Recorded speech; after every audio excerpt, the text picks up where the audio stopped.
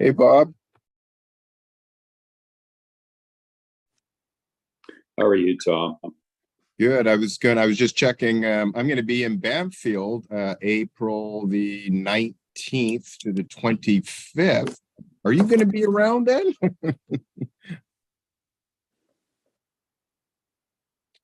Quite possibly. Let's connect offline.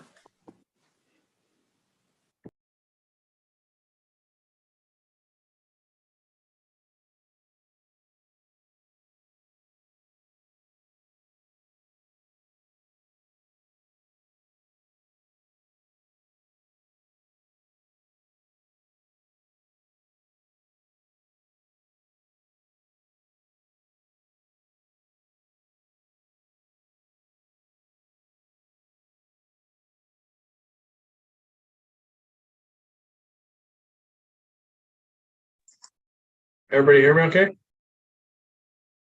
Thank you.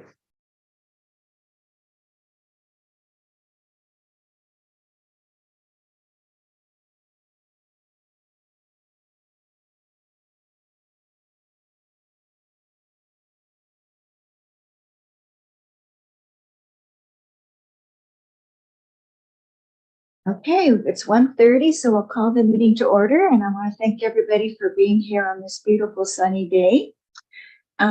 First, before we start the official meeting, I'd like to welcome Director Sparrow from Cherry Creek on being newly elected. You took the long way to get here, but you finally got here, so congratulations, Mike, and welcome. Firstly, I'd like to recognize that we're conducting this meeting on the unceded territories of the Shuswap and Huipachesset First Nations, and we're grateful for our opportunity to do so. And also acknowledge that we have directors calling in from other territories in the new Chunuk area, and we'd like to express our gratitude and respect for that opportunity to do so as well. So this meeting is being live streamed and recorded, and so we do have people in the room, so we'll go around the room and make introductions. I'm Debbie Haggard, Vice Chair of the Winnicott Regional District. Chair Jack is hopefully going to be here later, but we'll start the meeting as planned and hope you'll get here sooner rather than later. And I represent the City of Port Alberni. To my left is CAO Daniel Leon from the Regional District. On my right is Wendy Thompson, Director of Corporate Services. We have Director Susan Roth representing Beaver Creek. We have Director Shari Minions, Mayor of the City of Port Alberni. We have Director Cote representing Sprout Lake, and we have Director Sparrow representing Cherry Creek, and we have Mike Erg, Manager of Planning Department. Very busy these days. So approval of agenda, is there 8 items from directors? Director Roth?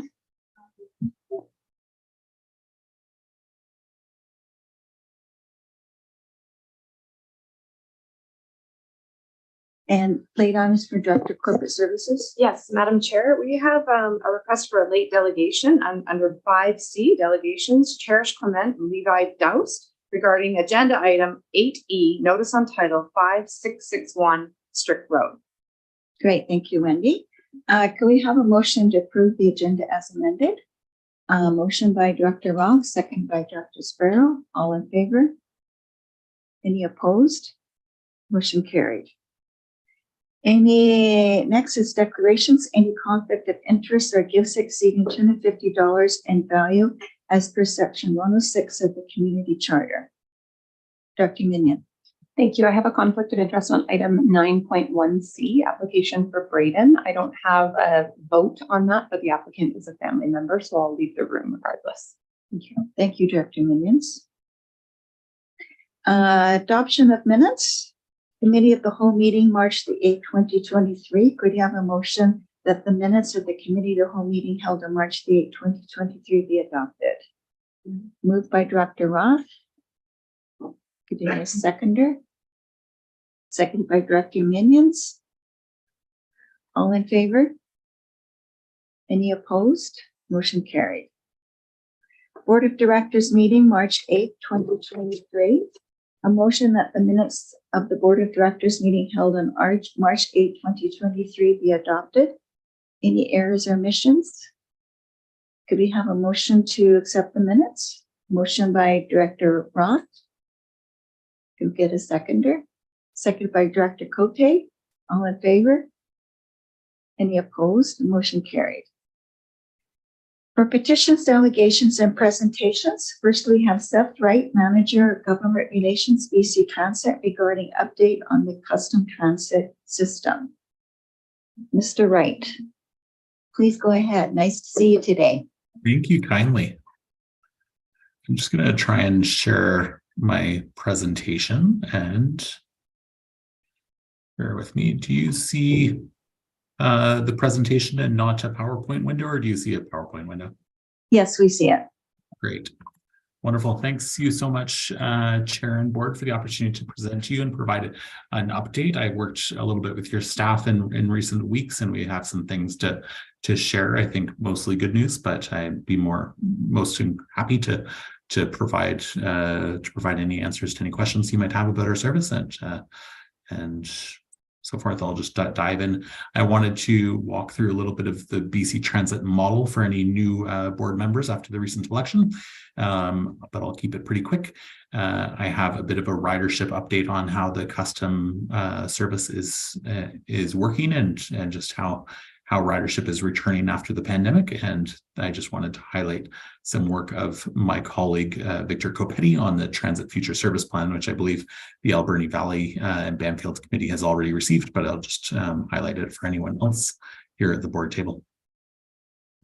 So by way of introduction, my name is Seth Wright. I'm your main point of contact as the Manager of Government Relations. I work with local government partners up and down Vancouver Island for BC Transit.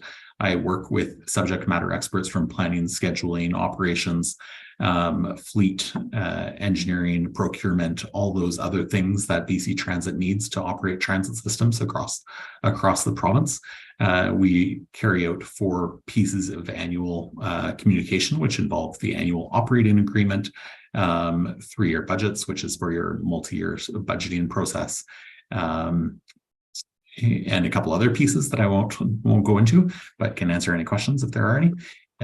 We work as government relations managers to monitor and communicate the transit system performance, as I'll do next, as I mentioned. And I also personally have a background in land use planning. I worked for local government for 5 years and then came to BC Transit and worked as a transit planner for about 1.5 years in Victoria. The BC Transit model is based on support and considerable funding from the provincial government, where we receive substantial funding for local governments. I think that BC Transit is unique in North America. Outside of New Jersey would be the only other state level or provincial level jurisdiction like BC Transit. But as a result of the provincial funding, it enables us to operate transit service in small communities, and I think provide enormous value as a social service transportation to our communities through this funding model. The local government, this is just a bit of roles and responsibility. The local government sets the local funding service level, and that's established through your taxation services and through your taxation bylaw. You set in routes and service levels with BC Transit support. So we have planning work, and we're just about to start some work that I'll talk about in a little bit. To do this, you set and manage the fare and fare products. You establish and maintain bus stops, shelters, so that's more on the conventional side and not on the custom side, where we provide door-to-door service. And then there's some other pieces there that local government supports.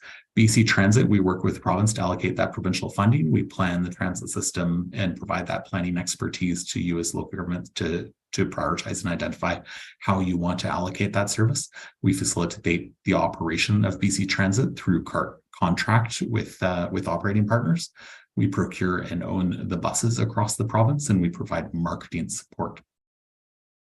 The operating company fundamentally delivers specified transit service, but also manages the labor relation of those drivers and maintenance employees, collects fare revenue on behalf of local government and forwards that to local government, provides day-to-day customer service, assists with data collection, and helps promote the transit service. So we really do work through partnership with both local government and with our operating company partner on the ground. Here's a little chart that shows that conventional, which is fixed route transit, the province provides just under 47% of the costs of this. And on the custom transit side of things, the province provides just short of 67% of the costs. And then fare revenues is allocated 100% against the local costs. So the in this case, the regional district pays 33.31% minus all of the fare revenue that you receive. So it's a fairly favorable model for local government in that the province sees that it's a huge benefit to the communities and the people that use this service, and it's a bit of a social service.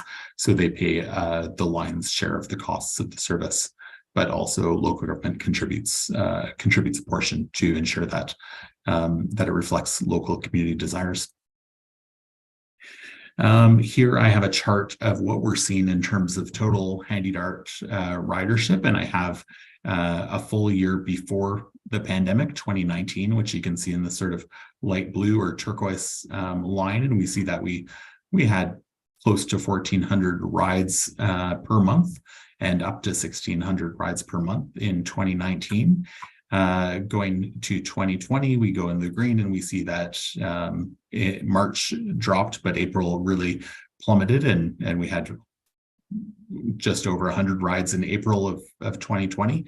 But as people started traveling and needing to get places to get their groceries and go to doctors and things like that, we did see a return to ridership, but we closed out that year at less than half of pre-pandemic, less than half of pre-pandemic ridership. In 2021, we started still less than half of pre-pandemic ridership and continued to grow with a little bit of a dip there in the summer. And then in 22, we pretty much met our 2019 ridership for most of the year. And in 2023, the last 2 months of this year, we've seen ridership surpass 2019 ridership, and looks to be on a positive trajectory for this year. So we're buoyed by this ridership and consider ourselves in pretty good shape. I provided this chart to show sort of regional distribution. So we have a few rides to Sprott Lake and a few more rides to Cherry Creek. And then we have about close to 200 rides a month to Beaver Creek area, and between 800 and 1,000 rides approximately to folks within the city boundaries. Here I showed that same information in actual numbers. I know some people like to see things visually and some people like to see things numerically, so I provided both formats. I would point out that these bar charts within them show sort of what the seasonal trends are. So in Sprott Lake, what we're seeing is that more people are using HandyDART in the fall. In Cherry Creek, we have higher ridership, it seems, in the spring. In Beaver Creek, tends towards the spring. And in the city, it's fairly consistent throughout the year with some fluctuation according to seasonal activities. So the Transit Future Service Plan is a transit engagement project to identify how we want to grow the system. And it's looking at both the conventional fixed route system and the custom system in the Alberni Valley. Here's a timeline that shows, it's a fairly ambitious timeline. It shows we're going to be doing some public engagement in the late spring, early summer. And then our planner is going to be working with staff and key stakeholders to carry out and develop a plan that really reflects the community's priorities. We will be returning to the board, obviously, to present the plan in the fall, and to the Alberni Valley and Bamfield Services Committee to move this forward. Here's the scope. It's pretty broad. We'll be doing a lot of work over the coming months and want to ensure that you have all the information to address any constituent concerns that might be raised. And so happy to address anything that comes up in that regard. Thank you so much for your time for this presentation. I'd be happy to answer any questions through the chair. Thank you very much. That was very informative. And we do have a question. Director Boyko, just ask your question, please. Thank you, Chair. You've provided some ridership numbers for the handy dart, but do you have ridership numbers for the normal bus service? Like the map that you just showed on the last slide there? Thank you. Yeah, through the chair, I didn't, I do have ridership numbers and I would be happy to present them to share them with staff. I just don't have them at my fingertips. I can't bring them up on my screen at this moment, but I'm happy to send those through to staff and provide route level or system level ridership on the conventional side. Director Cote and then Director Steer. Thank you, through the chair. Thanks, Seth, for this presentation. It's always interesting to find out what the ridership is with our custom transit to our rural areas. So on your display of numbers of riders or rides, that's one way, isn't it? Not a return trip. Yeah, indeed. Every ride is shown as one way.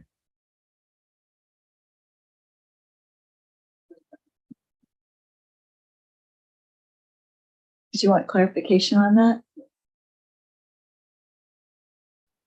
So if it was a return trip, that would show as 2?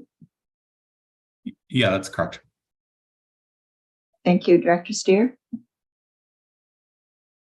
Yes, thank you through the chair. Yeah, thank you, Seth, for the presentation. Coming from the West Coast, I know that this update was for the custom service.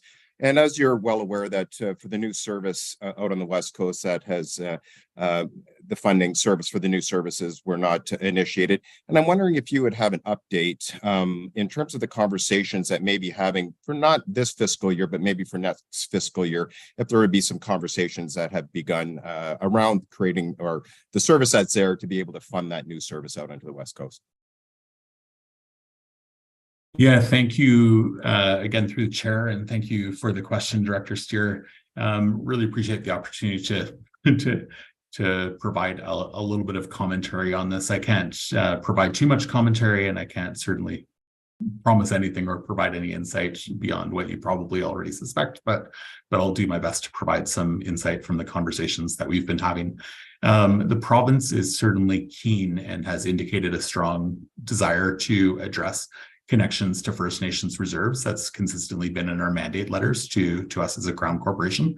That development of that service certainly has been promoted internally and up to the Ministry of Transportation that we work within, to identify that this provides a lot of service to First Nations communities, and this would be a big value for those folks and communities. And I had a meeting earlier today with Island Health where they also emphasized that they have a big need for service to those First Nations communities that's not currently met by their services that they offer. So that's definitely a big piece and a big advocacy piece that we're doing and trying to move forward internally. We do not have a sense of where expansion funding is going in the future. I think there's been speculation that the province may provide expansion funding or may not. I've heard lots of speculation both ways. I don't have an opinion at this point. It's hard to say. There is an election next year, but take that for what you will. I think that from what we're doing at BC Transit, we are working at teasing apart the way we approach them with expansion. So historically, we've provided them a long list of expansion initiatives that combine everything from major expansions in Victoria and places like Kamloops to smaller service improvements in existing communities, like serving a new area on Vancouver Island. And then also lump in things like the establishment of totally net new services, such as what we're proposing on the West Coast. We've decided, and in conversation with the ministry staff, that this is not really the best approach, and we'd like to tease out the different types of expansions. So we're this next year, when we propose to the province what the list of expansions, we're going to provide them in different categories and identify this as a net new expansion that achieves your First Nations objectives. these are critical fix expansion initiatives that address issues within existing transit systems. And these are sort of expansions to new neighborhoods and new areas. So we're hoping that approach enables us to have a more robust and fulsome conversation with the provincial government around what expansion initiatives might be able to receive funding. In recent years, it's sort of been an all or nothing approach. And with the recent budget, there was strong support for transit and certainly strong support for many of our capital programs, but operational funding requests were not met with any expansion funding. So looking forward, we'd like to see that there might be a little more of a nuanced conversation in how they approach expansion funding. And there might be consideration for services where there's been a lot of work done in recent years on providing a much needed service to communities that have been asking for it for fairly consistently for many years. Great. No, sorry, through the chair. Just wanted to thank Seth for that update, and as I'm sure he's well aware, the amount of work and energy that has gone into that service out here on the West Coast that has been indicated, as you pointed out, through Island Health, through both municipalities, and through certainly from our First Nation communities out here. So I don't know if you have an ear there, but it's certainly something that we are still very, very much interested in pursuing out on the West Coast. Thank you. Thank you, Director Stair. I think it's important for all of us to have an adequate transit service on the West Coast. Any other questions? Director Sparrow? I'd be interested to know what the cost is per ridership versus the transit system versus the public system, and how many people are actually on the transit system as public throughout this valley. Do you have that information? I do have that information. Unfortunately, right now I'm using one screen, so it's difficult for me to bring up that information quickly. But I would be happy to forward it through staff for board distribution. That would be terrific. Thank That'd be you. great, yeah. Thank you. Any final questions? Great. Thank you much, Seth. And we look forward to having you back again in the fall for an update. Thank you kindly. Thank you. The next delegation is Vanessa Howard, Emergency Manager, Calian Limited, regarding West Coast evacuation route plan presentation. Welcome, Vanessa. How are you? I'm very well. Thank you, Madam Chair. Thank you all for giving me the opportunity. I was going to ask how you are, but that might derail the conversation and exceed my amount of time if I ask the board that. So I'd like to be able to share my screen if that's okay with you. Let's go ahead. Okay, thank you so much for giving me the opportunity to present this information today. As you indicated, my name is Vanessa Howard, and while I, as well as many of our team, live here on Vancouver Island, the Calian company that I work for is headquartered in Ottawa, and we're a trusted resilience partner across Canada and internationally. Before I go right into the presentation on the West Coast evacuation route plan that we were so fortunate to be able to work with your communities on, I wanted to give you a quick overview of Calian, only to help set that tone of why we took the approach we did. And it's because we really believe in listening to the community, in learning from the experts in the community, and then leveraging the tools that we can bring to the project and the skills that our team brings in order to support those needs that are really defined by the community. And this is the basis of the work that we've performed across the country in disaster risk reduction and here within the Alberni-Clayoquot Regional District. As many of you are aware, there is a Community Emergency Preparedness Fund, and that is a suite of funding in the province that enhances the resiliency of local governments and residents when responding to emergencies. While the funding is provided by the province of British Columbia, it's administered by the Union of BC Municipalities. And one of those funding streams is designed to support decision makers during an evacuation, which is how this project was funded. That also speaks to some of the structure of the project and some of the end outputs that we're able to create through this project, because it does need to align with that granting stream. As many of you are aware, we have had significant impacts across British Columbia, across Canada, but particularly focused on British Columbia regarding evacuations. So of course, in 2015, we had the Dog Mountain fire, which really reminded us that as coastal residents, we also need to prepare for wildfires. They're not only a concern for the interior of British Columbia. In 2017, many of you are aware, we really had some very historic impacts across British Columbia related to evacuations. We had over 65,000 residents displaced during that flood and wildfire season. And as we were learning from those experiences, we rolled right into 2018, where there was another catastrophic season for the province, particularly around flooding and wildfires. But then, of course, here locally, many areas of British Columbia experienced that tsunami alert or order, depending on exactly where we were, following that 7.9 earthquake in Palmer, Alaska.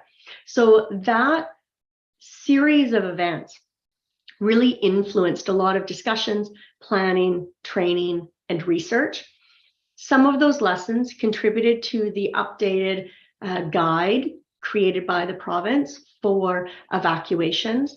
It was also in this time that there were some really impactful lessons learned and interest around how we better support and work alongside First Nation partners during evacuations.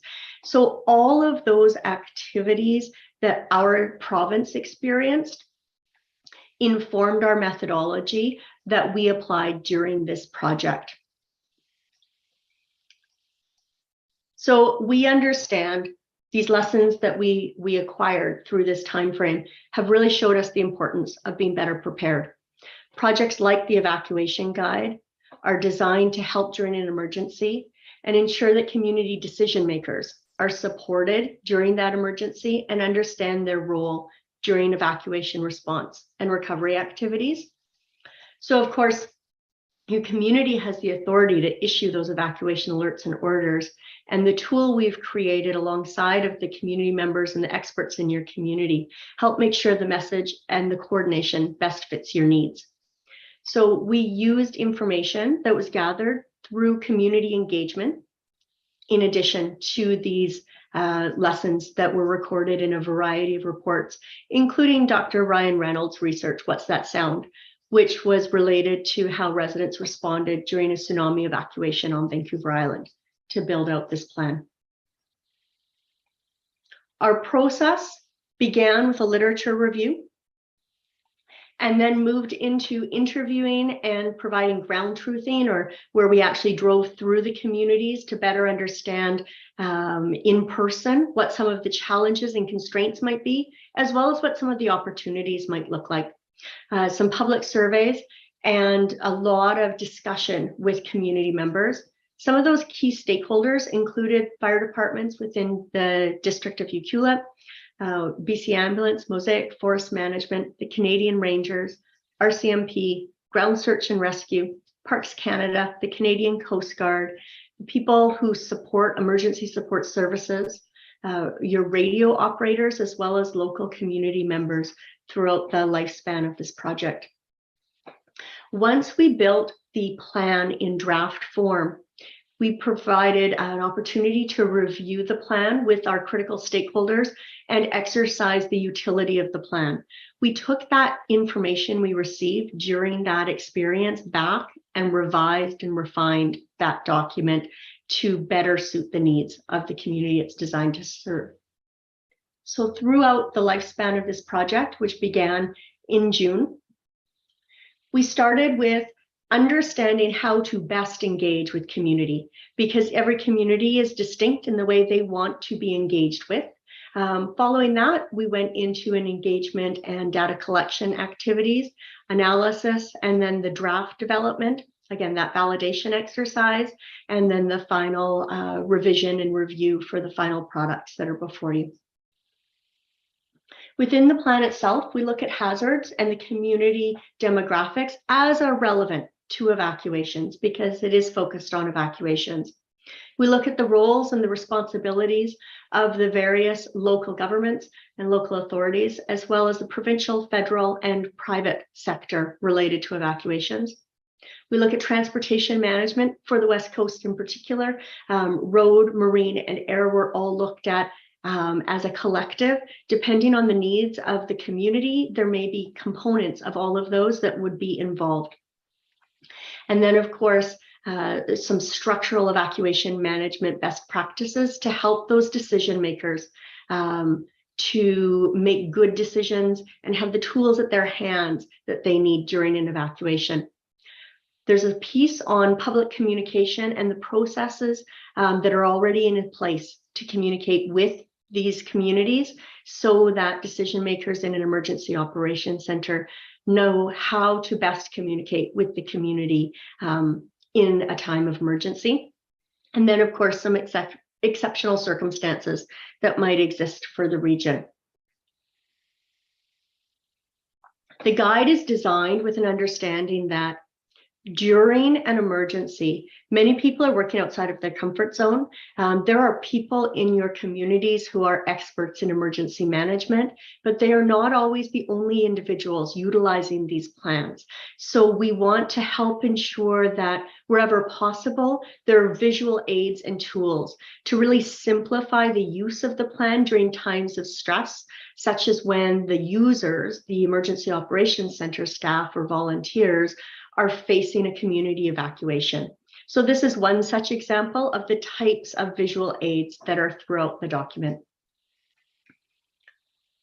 We also want to help support, again, that simplification of the information by using tables such as these that define the roles and responsibilities throughout the plan, so everyone has a clear understanding of what those roles and responsibilities are across not only the organization using the plan, but the potential partners that exist. We built out evacuation zones, which break out the geographical area. It is quite a substantial geographic area, so into more manageable, smaller areas to look at what that nuance is within each of the particular zones. And while those zones don't tell decision makers how to evacuate, because that exact plan needs to still be made by the Emergency Operations Center during an emergency.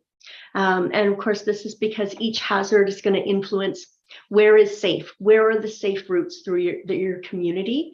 But what those zones do is help those decision makers understand what the main route is through the zone, what there are critical considerations for those zones, such as schools, infrastructure, care facilities, or unique challenges because of one-way access, things such as those. And then understand an estimate of time to evacuate that zone. So this is an example of one of our tearaway sheets, which are sort of that focused look at the nuance in that particular area. And we use these to simplify evacuation decisions, to provide structure to larger evacuations, and to allow a phased approach, or depending on the hazard, allow part of the community to receive evacuation notices in advance of other parts in order to simplify the evacuation process. And this in turn helps create a more coordinated evacuation. It's more effective, it's more timely, it's less stressful for residents. And although this is the real focus of the plan, there is a section within it that sort of supports those decision makers if there's a need to evacuate a large portion of the West Coast as well. But as you can see here, we speak about key considerations for the zone, key communication pathways for the zone, especially in some of the more remote areas where the most effective communication might be to augment your communication through VHF radio channels that are regularly used by that portion of the community. And so with that, I'd like to give the time back to you. I give you an opportunity to ask any questions. And just a reminder that this document is a living document. It's designed to be continually updated throughout its lifespan to ensure it continues to meet the needs of your community. And thank you. Thank you very much, Vanessa. Is there any questions from the directors?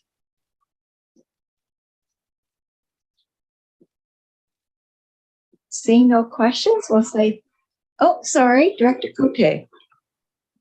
Thank you. I'll dance. Just want to make mention that at AVICC, we have a plenary on managing emergencies and the increasing impacts on our communities. And it should be quite interesting. A lot of communities are seeing the impacts of one crisis after another, overlapping.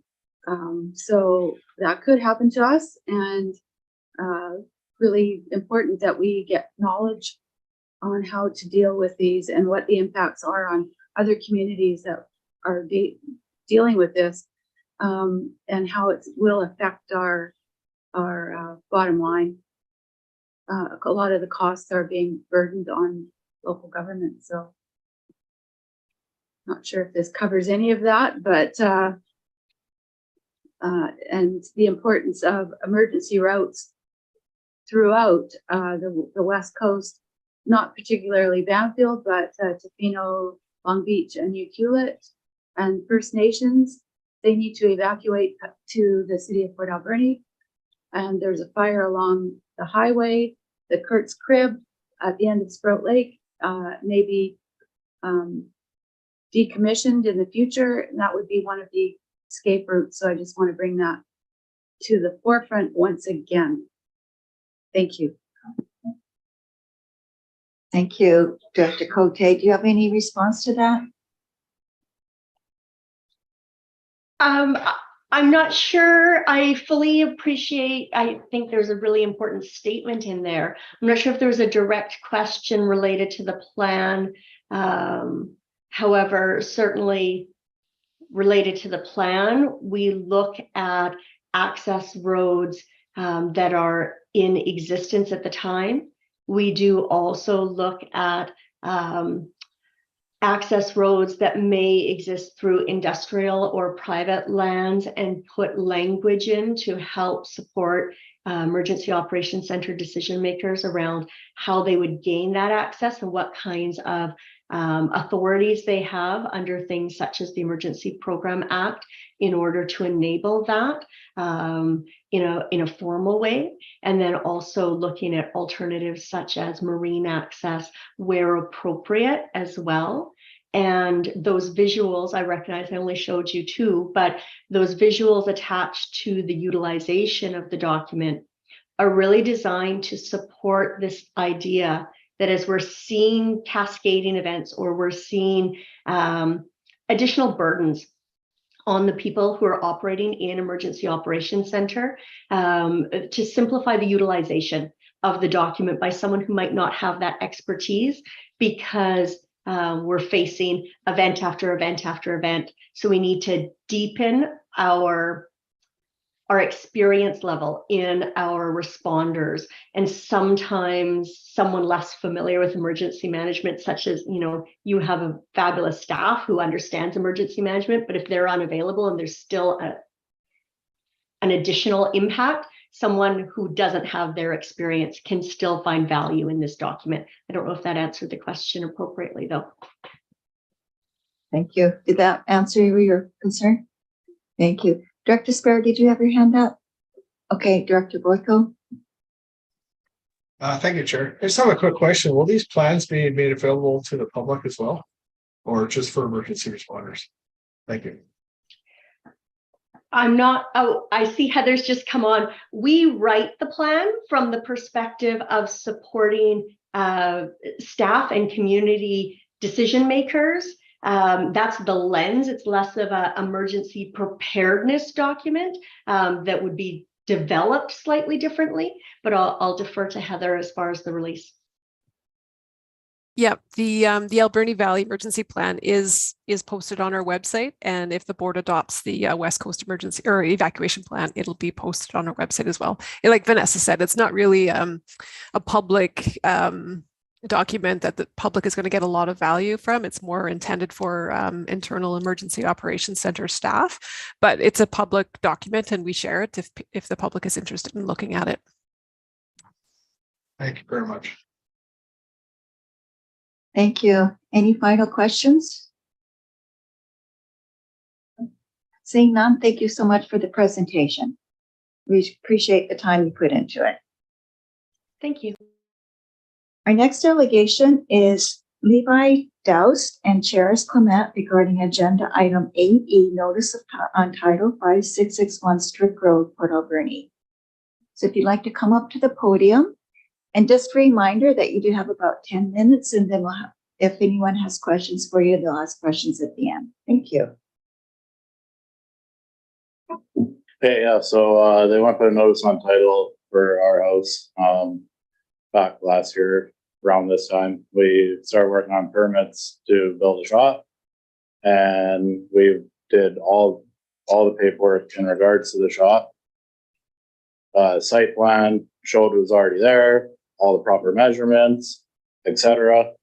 Hired a contractor, engineered trusses, everything was to be done and built exactly as asked.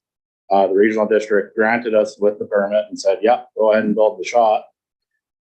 So that's what we did. And I guess along the way, the inspector came and said to the person, my contractor building the shop, hey, there might be a little issue. Might be oversized by a couple feet on the shop. So contract, a homeowner, me, nobody was ever told that. There was no email sent out saying, hey, stop building shop, there's an issue. No homeowner was contacted, nothing by a building inspector, anyone. So shop got built, all the wall package was ordered, and engineered trusses were there when the shop was started. And yeah, so anyway, shop got built, time goes on, building inspector, hey, we want to come by check your shop. Yeah, no problem. He's like, oh, it's 150 square feet too big. Okay, well, it's built exactly to the permit that you gave me, with your name on it saying go ahead and build it. And at no point ever did you say there was an issue. So now he's saying you got to go back and attach the house to the shop to make it okay. Well, the house is attached to the shop. There's a big breezeway. It's like 20 by 20 built into the two. So it also already states on the house insurance that it is an attached structure. So the shop we built was attached to a pre-existing shop as like an addition. And the pre-existing shop was attached to the house. That's how we bought it. The title said attached garage. So anyway, his response comes back as, no, you got to pull a permit, and now you got to wall in the lean-to from the breezeway from the house to the shop, and basically saying more building or having too much building, which is crazy, on a permit that he screwed up. And our response was no.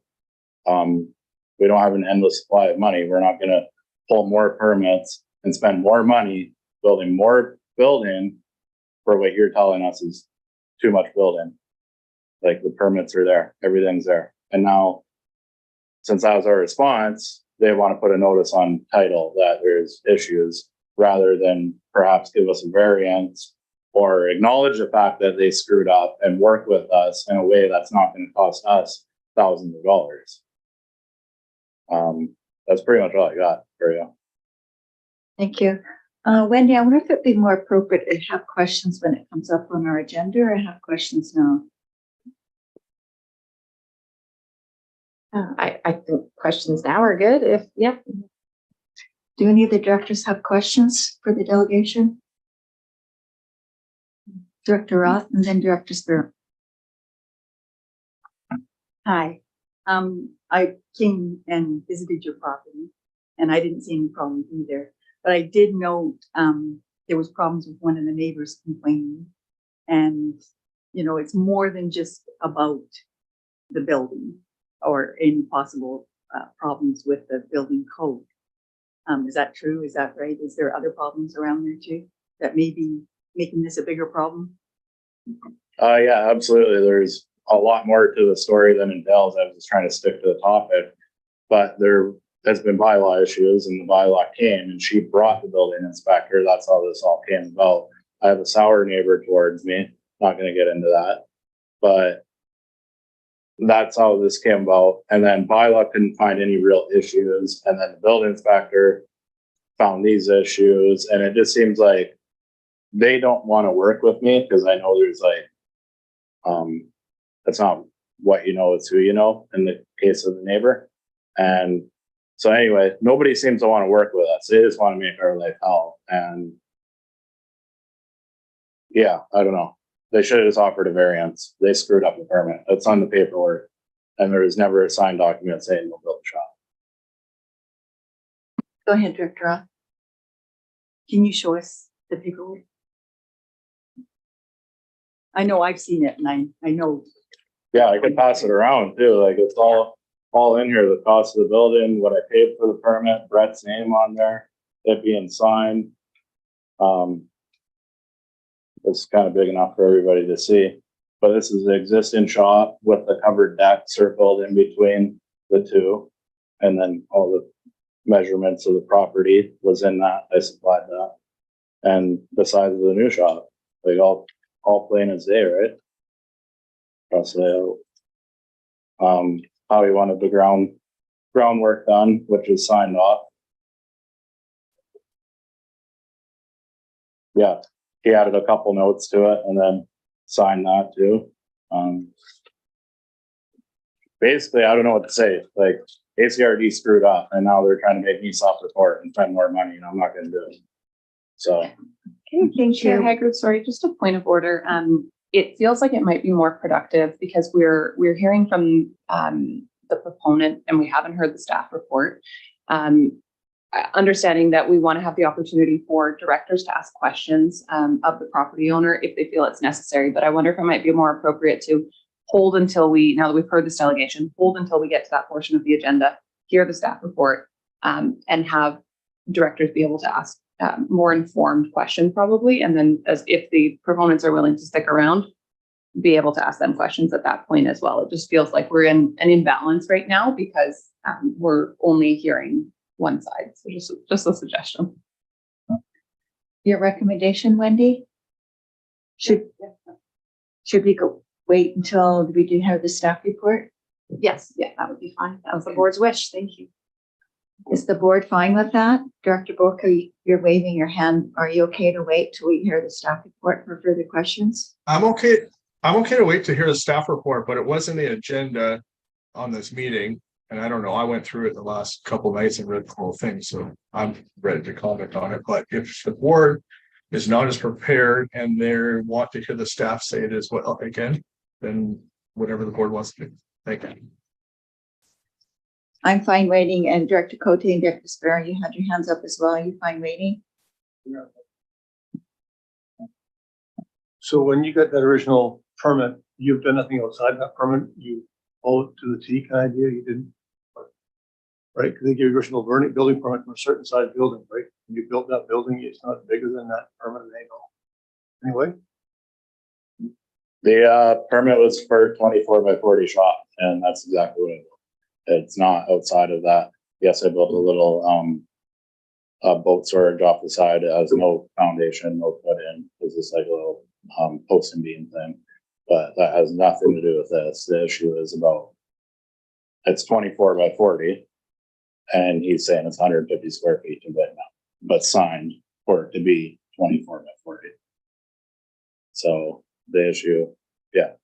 And also, I would have thought the board would have read the issue if I was here to talk about the issue and called here for it. And I thought you guys were making a decision. So I'm not sure how everybody here is not informed about the situation already. Thanks. We do have it, the information on the agenda, but we haven't heard staff speak on it. That's what Director Minions was referring to. So we have read the information. Okay, so I think we'll hold further questions until we hear the staff report, and you guys are welcome to stay, or you may leave and watch it at home or whatever you feel is best. Well, I'm okay with anybody asking me questions. They gotta ask them on what I just said. Yeah, we're just going to hold further questions until this gives staff the opportunity to speak on the report, on the situation as well. So we'll hold all questions until that time. So you're welcome to stay, and then we'll have questions later on the agenda. All right, I'll clear my schedule. So next on the agenda, we have correspondence for action. Notification of transfer tenure dispositions, Ministry of Forest dated March 14th, 2023, regarding Interfor Corporation's tenure dispositions in coastal British Columbia. And there is a possible motion that someone could make if so desired. Director Cote. Thank you. Interesting disposition coming forward. It's interesting to see First Nations involvement here. Very happy to see that. So at this time, I'd like to make a motion that the Alberni Clayoquot Regional District Board of Directors refer this correspondence to staff to investigate and report back to the Board of Directors with recommended input to Interfor Corporation's disposition in the coastal in British Columbia.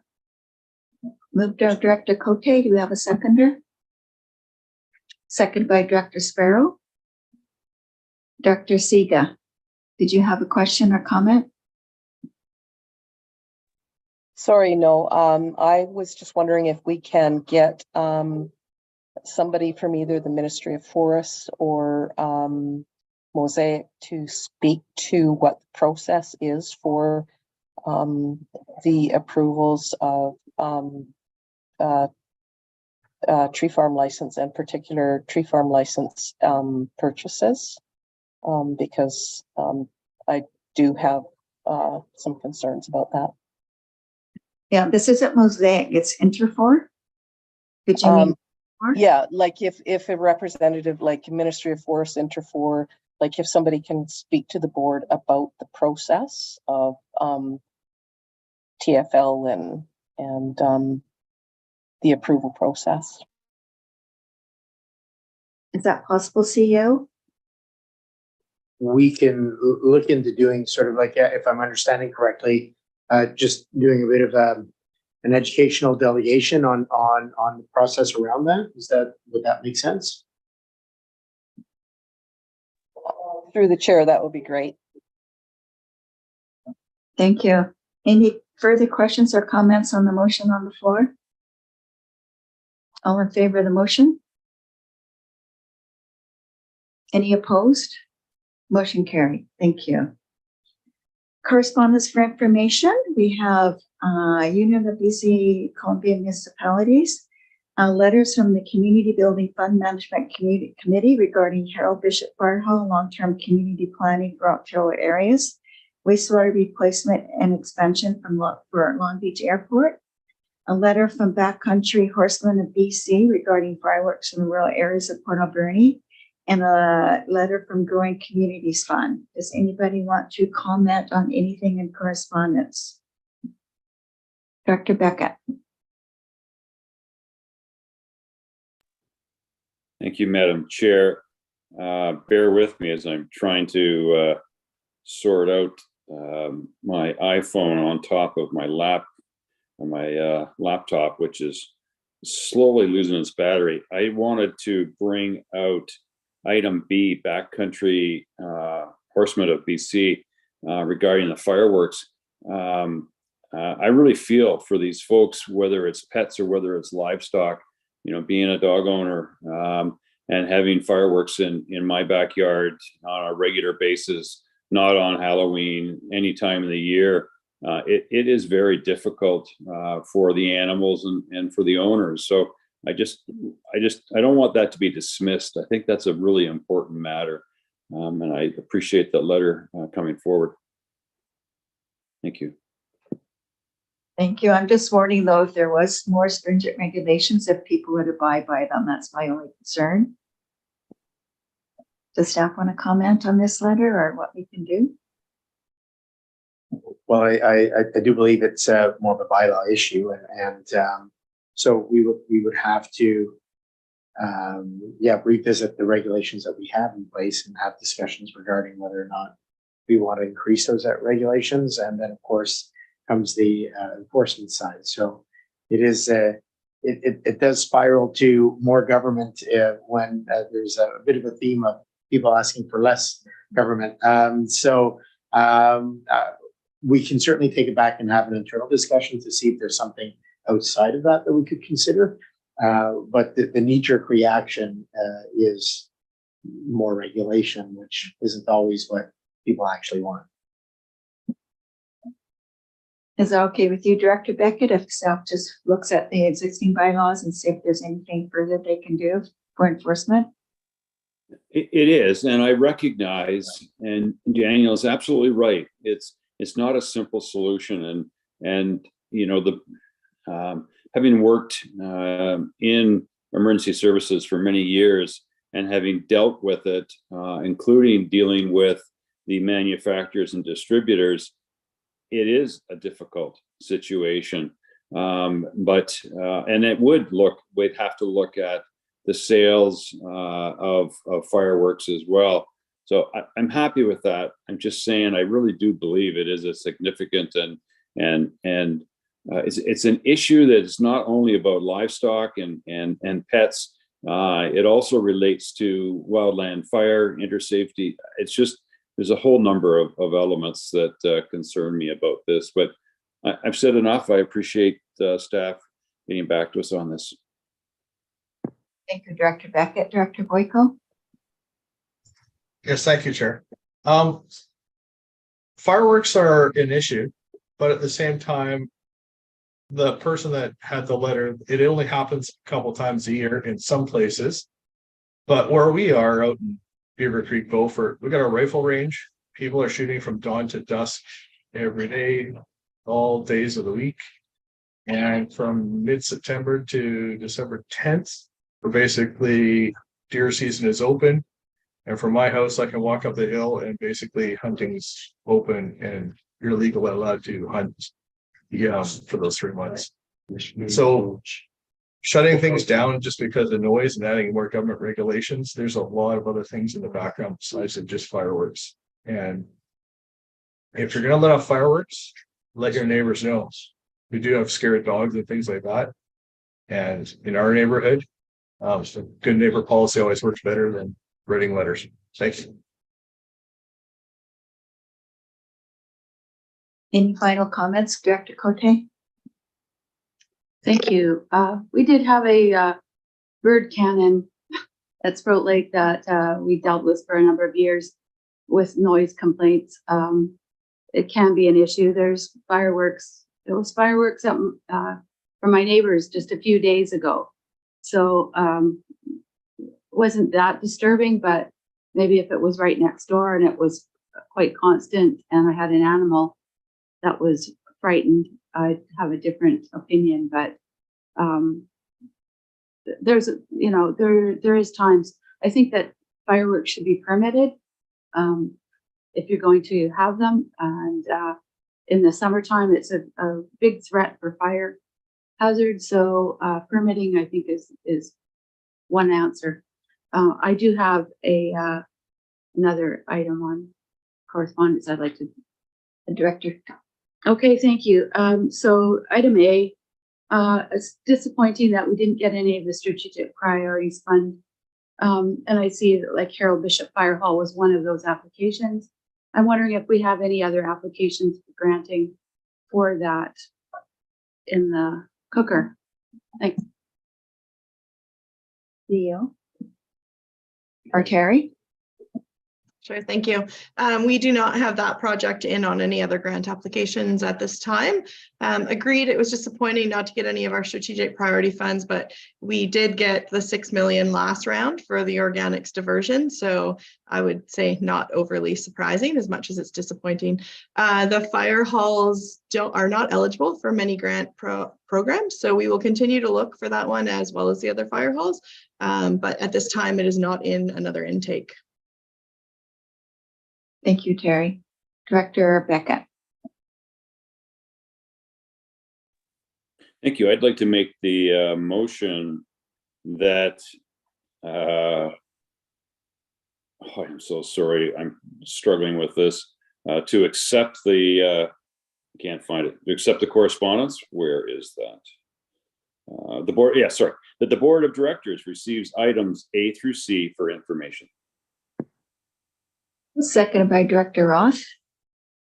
All in favor of the motion? Any opposed? Motion carried. Thank you.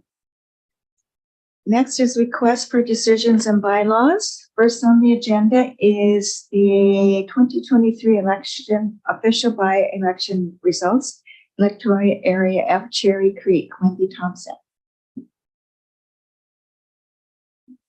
Thank you. On March 11th, we held the by-election for Director of Cherry Creek. Mike Sparrow was declared elected to the position of Director for Cherry Creek. Legislation requires that the Chief Election Officer report the official results within 30 days of the by-election. So in front of the board is, for consideration of receipt, is the declaration of official election results and the determination of official results for the 2023 by-election for Cherry Creek. Director Roth, could you read the motion, please? That the ECRD Board of Directors received the 2023 declaration of official by-election results and determination of official by-election results for the Director of Electoral Area F, Cherry Creek. Could I get a seconder? Seconded by Director Minions. All in favor of the motion?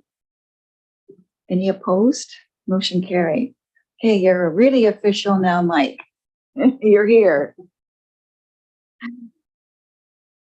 Next on the agenda is adoption of bylaw F 1160 2023 to 2027 financial plan.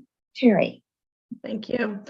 Okay, so we are near the end of this financial plan process for the 2023 to 2027 financial plan. There are still a few things that we need to discuss before adoption, and I've tried my best to lay those out in the report. Overall, our budget this year is about 29.7 million. Approximately 9 million of that will be from either parcel tax or tax requisition.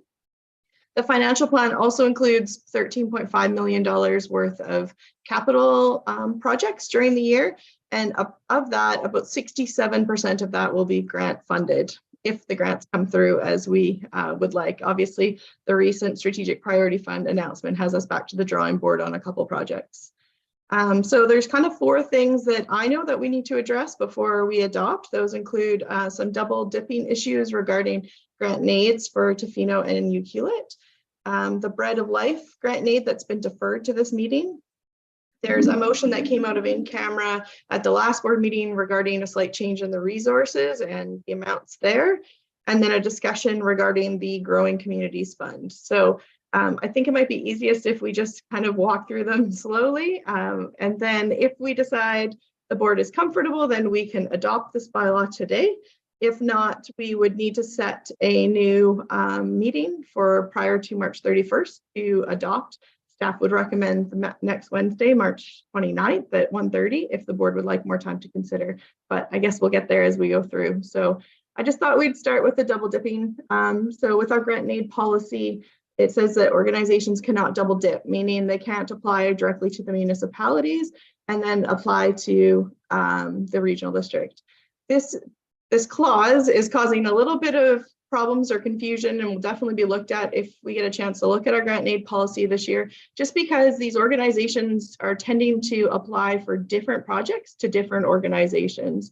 So Ucluelet Aquarium Society, for example, applied for educational. They want to do the Salmon Trail is what they applied to the regional district for, whereas they want some sort of skeleton exciting project from District of Ucluelet. So I kind of consider them different projects, but need the board to decide if that's double dipping or not. So if you support that these are not double dipping and that you're happy to waive the double dipping clauses, then I have put a draft motion at the beginning of the recommendation section. The other option would be for Tofino and Ucluelet to ask to be pulled out of these grants, and then that wouldn't increase. That wouldn't need to increase the other areas' contributions. We could just reduce the amount of the grant and aid by the amount that the District of Tofino or Ucluelet was going to contribute, and then everyone else would contribute the same. So that's the other option, and happy to answer any questions on this part. Thank you, Terry. Director Steer? I had no questions unless if anyone else had a question, I was ready to read the motion. Go ahead, read the motion. Great. That the Board of Directors waive section 2.4 of the grant and aid policy regarding double dipping for the following organizations in 2023, as the proposed projects are different: Pacific Rim Art Society, Strawberry Island Marine Research Society, Ucluelet Aquarium Society, and Carving on the Edge Festival Society. Seconded by Director Ross. Director McEwen? I was just going to second that motion. Thank you. Any question, Director Boyko? Thank you, Chair. I just want to make sure that we have a double deficit policy for a reason, and we're breaking it for these 4 specific things. I just want to make sure that we're not setting a precedent for future years that says, hey, I can apply for one project with this municipality and I apply for a second project with the ACRD, and because they're separate, and we did this last year, it should be no problem. So we need to make it very clear that there's a policy for a reason, and this is a one-time thing rather than something that sets precedent for future years. Thank you. Director Steer, did you have your hand up? Yeah, I was going to look to see if Terry wanted to comment, but I just I think the reason for this particular way of looking at it was as they're applying for a separate project, and so it was felt that in essence, if it is my understanding, and I'll look to Terry to make sure that I'm correct on this, is that in the double dipping policy had to do with projects that they were applying. Oftentimes in the past, what had happened, the same project would be applied for. So whatever it may have been, call it the skeleton, for example, they applied to the municipality as well as to the ACRD for the same project. And that was where initially that the concept of not being able to double dip for the same, because we're going to be taxed through as a municipality, we'd be taxed through the ACRD as well as being taxed depending on how we did our grant and aid programs. So that's where that policy came into effect. So these particular projects that are being applied for are separate and different than what they're going to apply to the municipalities for their particular projects. If I'm off base there, Chair, you can jump in, but I think, correct me if I'm wrong. I can jump in. So this policy's been in place for a long time, and I think it was to prevent the same projects getting applied. I think what's happening now is some of these organizations are doing some, especially on the West Coast, that are more regional in nature. So it only makes sense that they're coming to the regional district to ask for support from all the areas that are on the West Coast, whereas there is other initiatives that are really within the district boundaries. So I definitely have made a note of this, and we need to clarify what we're doing moving forward. We will make note in our letters that this section of the policy has been exempted at this time because we felt the projects were different. We'll put that note in their letters directly, but definitely another component of our favorite grant and aid program that needs to be clarified this year. And whether it's going to be project-based or however, we just didn't want staff to make the call that these were not double dipping based on project basis. That's why we're asking the directors to make that motion. Dr. McEwen, you're from the West Coast. Did you have any comments that you wanted to add to this conversation? Yes, I can speak for the Pacific Rim Whale Festival.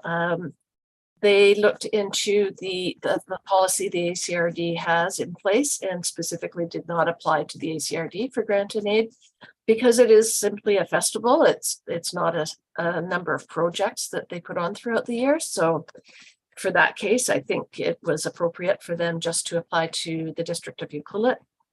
for grant and aid, and Tofino also supported them with some arts and culture grant as well.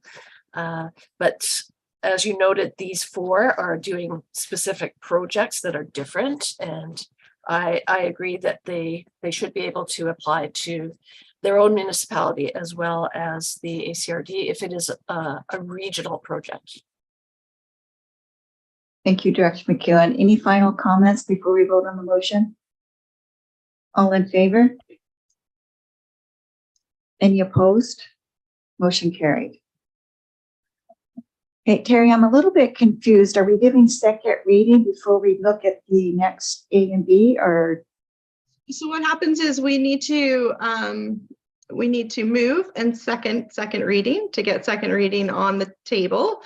And then at that time, we would make amendments to second reading, which is A and B, and any other amendments that we want. Once all of the amendments that we're thinking of are completed, then the board will vote on second reading. Does that help? Yes, it does. Thank you. So someone make that motion. Motion by Director Roth to give second reading to the bylaw cited as bylaw F1160 2023 to 2027 Alberni Clayoquot Regional District Financial Plan. Can I get seconder, please? Second by Director Minions. All in favor of the motion? Any opposed? Motion carried. So Terry, can you speak to the amendments?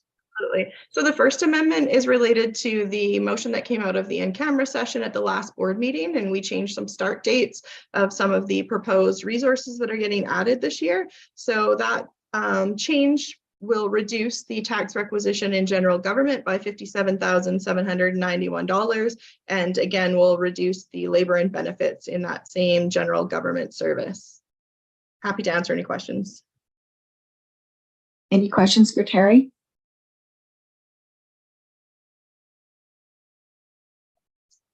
Seeing no questions, Director Cote, would you like to make the motions, please?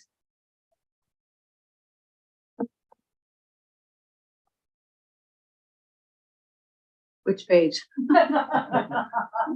Page 3. Okay, page 3. All right. So I moved that the Board of Directors amend bylaw P1160, General Government, page 8, for the updated resource implementation plan as follows. GL category 127, tax requisition decreased by 57. This is the one, right? 57,791 to 2,151,720. GL category 247, labor and benefits decreased by 57,791 to 1,583,130. And by Director Minions. Any questions or comments? Director McEwen? Yes, thank you. Just for clarification, it was read out as bylaw P1160 and it's bylaw F1160. Just a friendly amendment, perhaps. Thank you. All in favor of the motion? Any opposed? Motion carried. Would you like to read out the next? Sure. That the Board of Directors amend bylaw F1160, General Government, page 8, for the application of Growing Communities Fund to the ACRD office, building feasibility study as follows. GL category 103, conditional grant increased by 75,000 to 116,768. GL category 127, tax requisition decreased by 75,000 to 2,076,720. Seconded by Director Minions. Any final questions or comments? All in favor of the motion? Any opposed? Motion carried. Terry. Okay, so if we could just talk a little bit about the Growing Communities Fund now. So at the last meeting, we didn't have any information about how this Growing Communities Fund could be applied. It's approximately 1.8 million, the regional district share is of this fund. So we have received that information. The letter was in the information section of the agenda earlier. And then I also attached the frequently asked questions, which I thought were really well done by the province, into the body of this report. So really, the easiest way that I'm feeling like we can interpret this is that it's very similar to what the Canada Community Building Funds or Community Works Funds are. It's really mostly focused towards infrastructure. I think we have tons of opportunity to apply this. I don't think we have much of an opportunity to apply this in a manner that reduces tax requisition in the current year. So staff would recommend that we continue to adopt the financial plan, that we then go through the strategic planning session. And after that, we will bring back a report that addresses all the new grant knowledge that we have, like not getting strategic priority funds and other grants that we may or may not get in the next month or so as the end of the fiscal year ends for the province and the federal government. And then come back with a plan for the Community Works Fund and the Growing Communities Fund. So happy to answer any components on that, but I do have another proposed amendment possibly before we actually vote on second reading as well, Mr. Thank you, Director Boyko.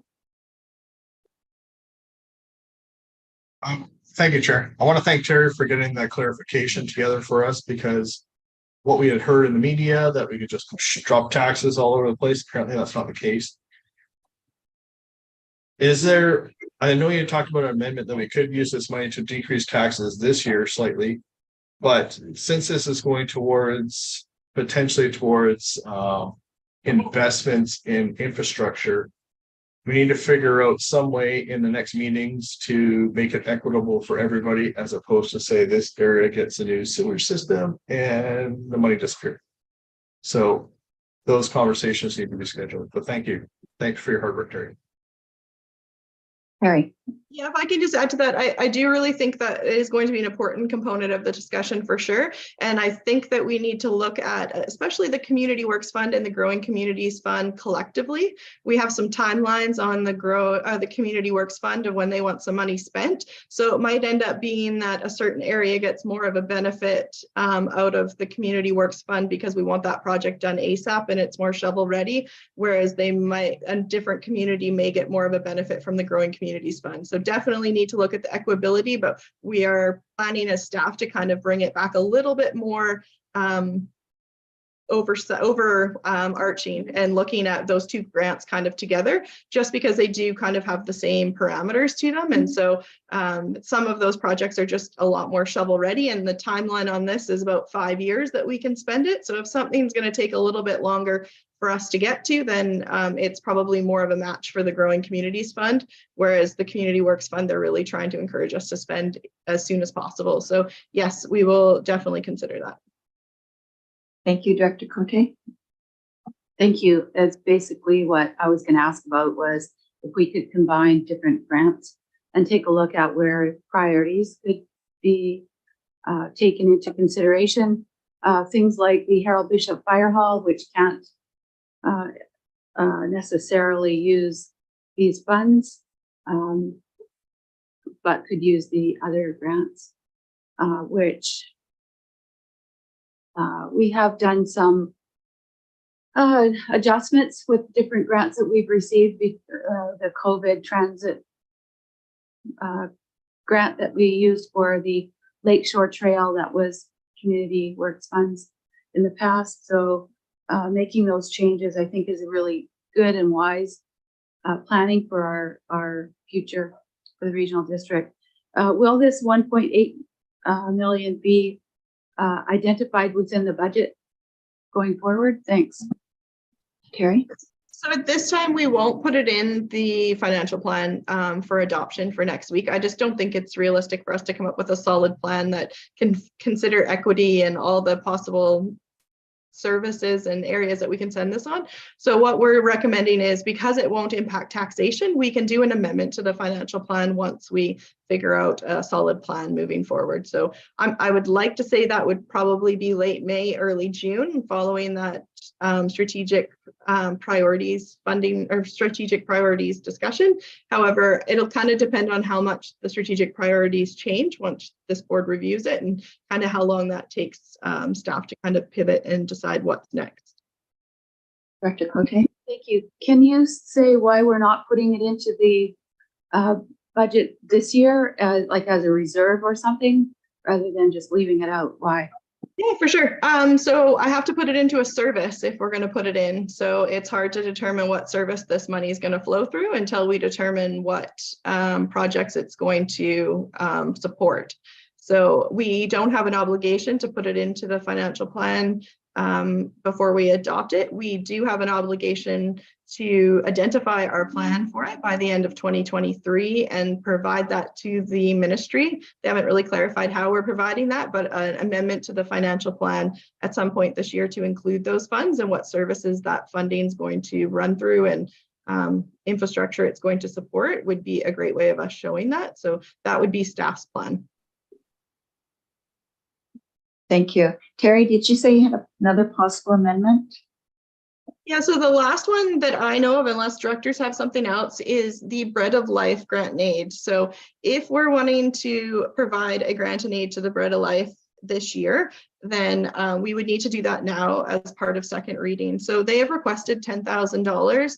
We did bring it back to the most recent committee of the whole meeting, and the directors asked for further information about the Alberni Valley Community Forests and their grant and aid process. So I did reach out to Jim Sears, who is their chair.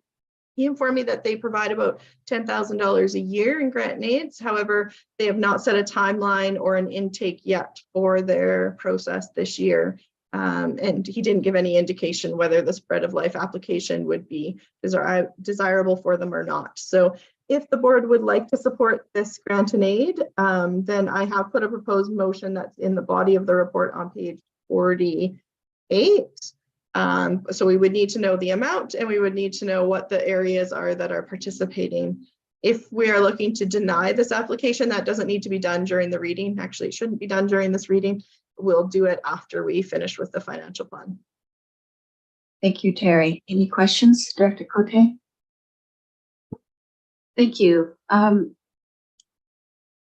the previous request coming forward for this, I had mentioned that this would be a acceptable application to the community forest, as previously they had gone to the community asking for projects for that would benefit all of the valley. So in my opinion, this would have been a good project for them to support. So not really so supportive of granting this application at this time. Thanks. Director Minions. Thank you. I think it's for the community forest to kind of decide what their priorities are. And I know they've had a lot of shifting over the last few years as that process has changed a little bit with their dividends and their grant and aid. However, I feel I don't support this request at this time, as unfortunately I do feel like it contradicts the good neighbor agreement that was put in place when the temporary use permit was granted by the city for the Bread of Life. So I do note that they responded and said that they are building a covered area in the back additionally. However, there were community concerns, neighbor concerns, business concerns about encouraging people to use that front space. And so just as a result, I think this directly contradicts the agreement that was put in place. So for that reason, I don't support the specific application. Thanks. Thank you. Any other questions or comments on regarding the Bread of Life? So Terry, you said you didn't want us to vote on this motion until after the financial plan is Yeah, so if you want to vote to deny them, let's do that after we're finished with the financial plan. So I think at this time, unless any other directors are wanting some amendments to some part of the financial plan, that is all I know of that needs to be changed at this stage. So yeah, I'm happy for the board to vote on second reading if everyone's comfortable. Can someone make a motion that we accept second reading on the bylaw for financial plan as amended? Wendy. Thank you. So second reading is already on the floor. We just made some amendments. So now we just need to vote on second reading as amended. Yeah. Oh, okay. Sorry. I thought you said to a motion. Thank you. Okay, so you don't need a motion, you do need a motion? No, we don't need Okay. a motion. We Okay. just need to vote on second reading, which was already passed, moved and seconded, as amended. Financial plan bylaw F1160 as amended. Okay, so we're just voting. Okay, all in favor? Any opposed? Motion carried. So now we have third reading. Second. Moved by Director Ross, second by Director Jack. All in favor of third reading for the financial plan? Any opposed? Motion carried. So now we have final reading. Moved by Director Roth. Second by Director Jack. All in favor of the motion? Thank you. Terry, you can go and do your happy dance now. Yes, thank you. But if we could get that motion about denying the bread of life as well, that would be wonderful. Okay, so can we get a motion to deny the bread of life for their application for $10,000? Do you want to make that motion, Director Cote?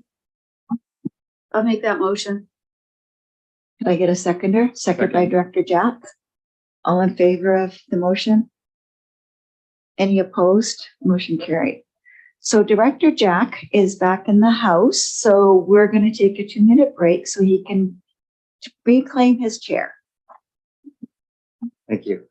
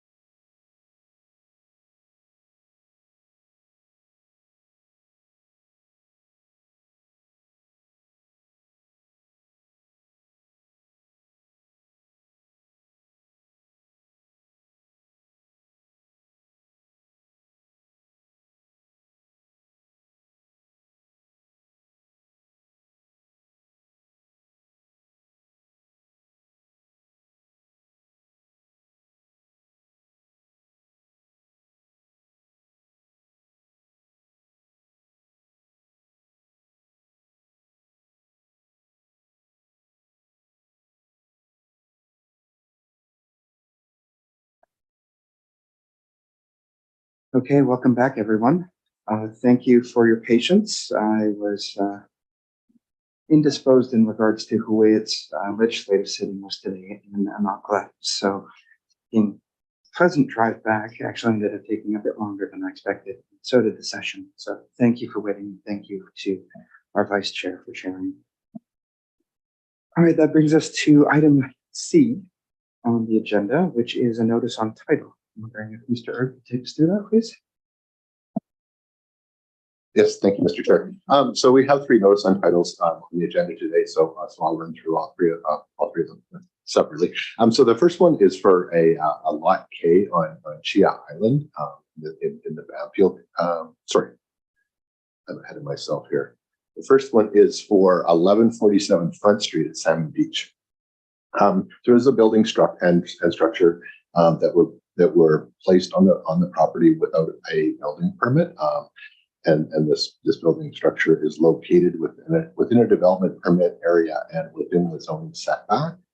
The ACRD followed the board's notice on, or the ACRD's notice on title procedures, and we recommend that a notice on title be placed on the property. And I'm happy to answer any questions. Thank you for that. Any comments or questions?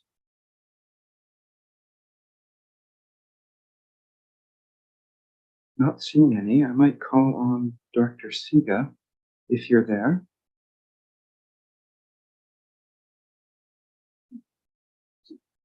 Is it Banfield? Which one am I on here? No, Front Street. Front Street, Salmon Beach. Salmon Beach. Okay. She may have run to the washroom because of the break. Right? Because she didn't come back from the break. Okay, so let's move on to the next agenda item and we'll just go back, okay? So we'll go on to item D, the notice on title for Chia Island. Yes, so this is the Chia Island, sorry. So I do want to note that the property owner's architect has contacted the ACRD and they have outlined a plan to bring the property into compliance. So staff at this stage would recommend that the board defer a decision on placing a notice on title, and we will work with the property owners and the architect, and if it's a reasonable plan to get the building permit in place and bring the property and meet the building requirements, that will resolve it. Otherwise, we would bring it back at a future meeting. Again, I'm happy to answer any questions. Thank you. I will move deferral of this item. Okay, thank you for that. Do we have a seconder? Thank you, Director Ross. Any comments? Seeing no comments, all in favor? All opposed? Okay, motion carried. Thank you. Oh, Beta, you are here. So let's move back to item C. Did you have any comments on the Salmon Beach item, Neville? Yes. Can you hear me now? Yes. Okay, I'm sorry. I'm seeming to have some internet issues. The Salmon Beach, what are the options for the people that went ahead and built without approvals? Would they have to apply for rezoning, or I'm just concerned about how this will impact them. So to bring the property into compliance, the building is located within a development permit area, so they would need to apply for a development permit, and is also located within a setback area. The setback area is along a creek, so they would need to apply for a variance and have that variance issued. So they have not done either of those things. We have reached out a number of times, and we haven't had any response to the last letter that went out. So at this stage, staff recommend that a notice on title be placed, and that just identifies on the property title that there is some building contraventions for anybody that does a title search. For instance, so and that's the purpose of that stage. Doesn't prevent further enforcement if that's something that the board wants to do, and staff would be bringing that back if it's appropriate. Hopefully that answers your question. Thank you. Through the chair, thank you very much. That really helps. And I'm prepared to read it if I can get down to that item. Please go ahead. Oh, I'm into the documents, sorry. Oh, you're scrolling down there. Okay. Scrolling up, because I was reading the particulars, sorry. Would you like me to? Yeah, if you could I'm sorry, if you could possibly read it out so that I could make the motion, thank you. It's difficult if you're using the same device to Zoom as you are to participate and read materials. So Yeah, I'm so sorry. Thank you. That's okay. The motion states that the Alberni Clayoquot Regional District Board of Directors resolve to register a notice on title to Block 59, Section 49, Clayoquot District Plan 510, 1147 Front Street, as per Section 57 of the Community Charter. I would like to put that motion forward. Thank you. We have a seconder, seconded by Director Minions. Any further comments? Dr. Sparrow, please go ahead. So this building that's there was no inspection done, there's nothing, I have no idea of any of the structural components of this building at all. Yeah, in this instance, no building permit was applied for. So we don't have any information on the, none of that, no. Any further comments or questions? Okay, seeing none. All those in favor? All opposed? Motion carried. Thank you. Okay, that brings us to item E, which is a notice of on title for Strick Road. Please go ahead, Mike. Thank you. So this is the Clement property with the people that Levi and Cherish that presented earlier. So I'll give an overview of this one. So I do want to note that a building permit was applied for and the building permit was issued by the ACRD. And then just I'll read briefly from the report. So in April of 2022, building inspector was on site. When he was on site, he observed that the accessory building or shop would put the property over the maximum permitted area. And so what had happened is that the application showed it as one structure, as was described earlier, but there's a breezeway through. So there's a breezeway, and then the shop would be attached to the breezeway. So that makes it an accessory building. So so this was at the footing stage before any footings or concrete had been poured. This was identified, and the owners were given some options to rectify it. So that's where closing in the building would make it part of the main house, and it affects the lot coverage, right? Because there's just accessory buildings have the 5%. So that's what that component was about. A variance was mentioned. Unfortunately, a variance isn't something that's an option in this case because it relates to density, and local governments aren't allowed to vary density. And staff had provided some options, and we're always happy to work with people, to rectify the situation. So I think that summarizes where we're at. And I do want to note that the construction, after the initial building inspection happened and it was failed, that the construction continued, and then a lean-to was also put onto the building. So. Okay, thank you. Director Minions, do you have your hand? Thank you.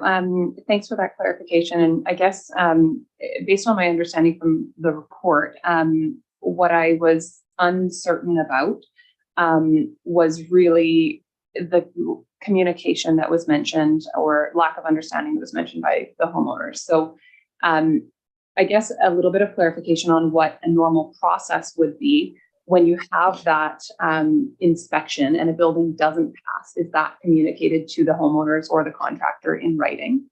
Or is it when they do pass, then there's a formal sign off? Because it sounds from the homeowners like something may have been mentioned, that there might have been a minor problem, but they certainly don't appear to have been clear that they were not permitted to move forward with the building. So I'm wondering if there's a written process there, or if just not getting a sign off on that stage is is what the, yeah. Yeah, so there's an inspection sheet at each stage that's provided. So that's certainly my understanding. So there would have been, in that case, then a formal written, this building does not pass as it, the inspection stage as it is. That's right. To the contractor. Thank you. Thank you for that. Next up, I have Director Roth and then Director Boyko, and I'm going to check in with the board.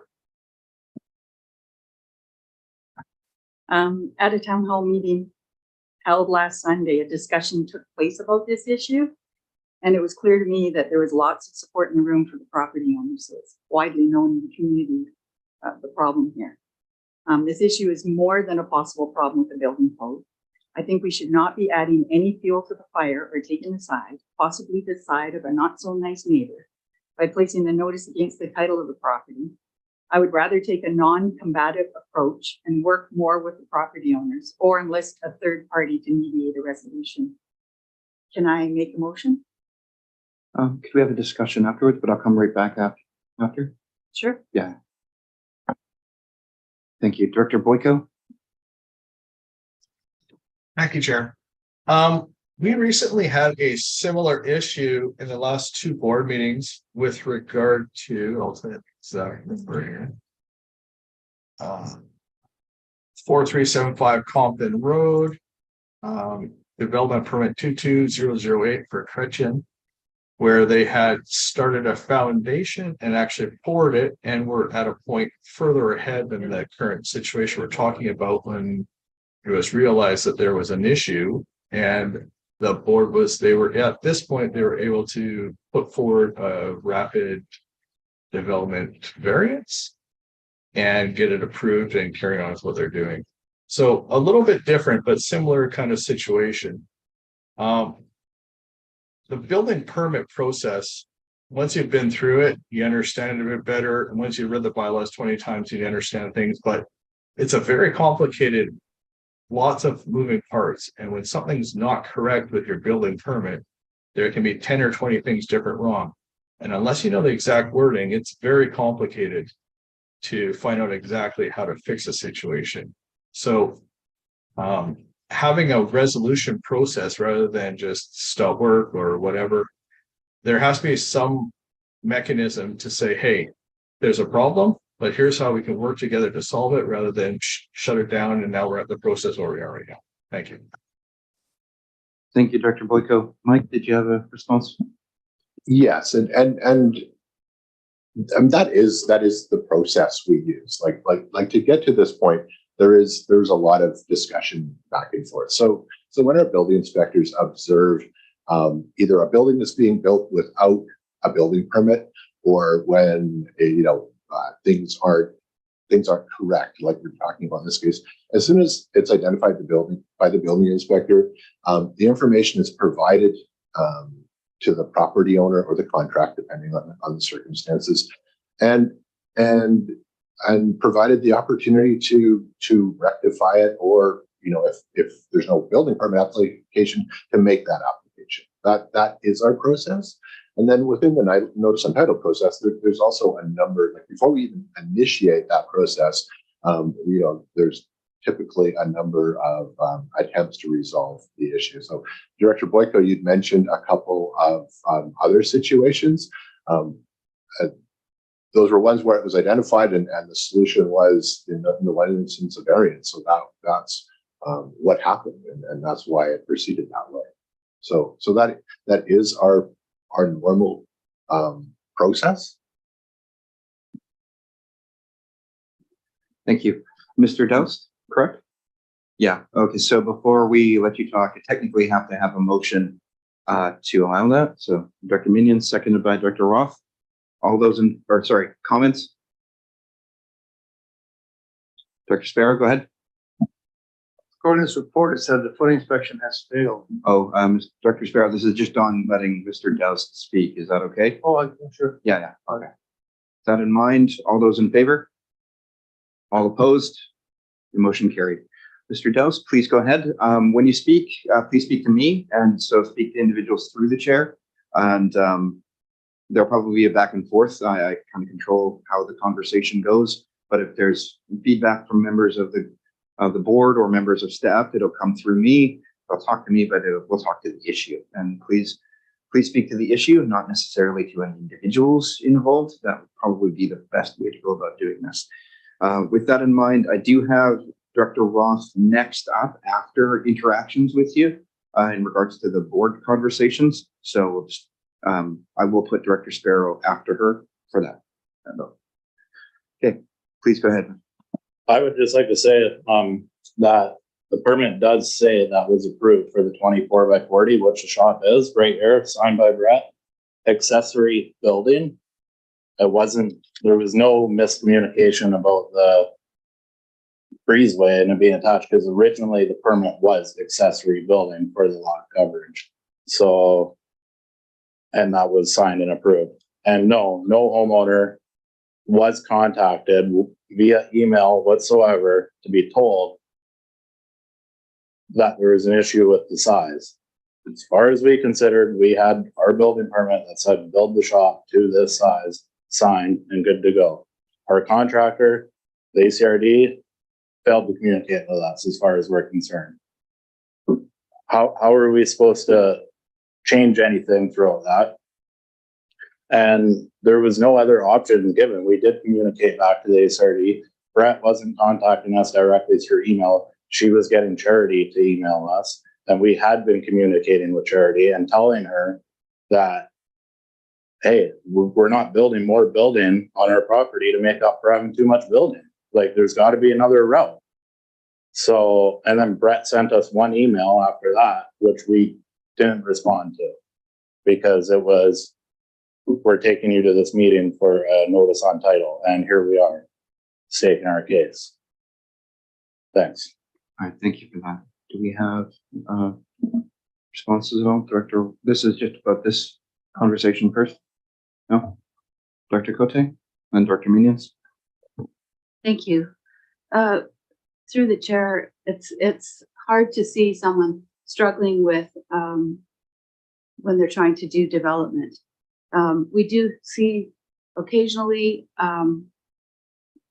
issues come forward.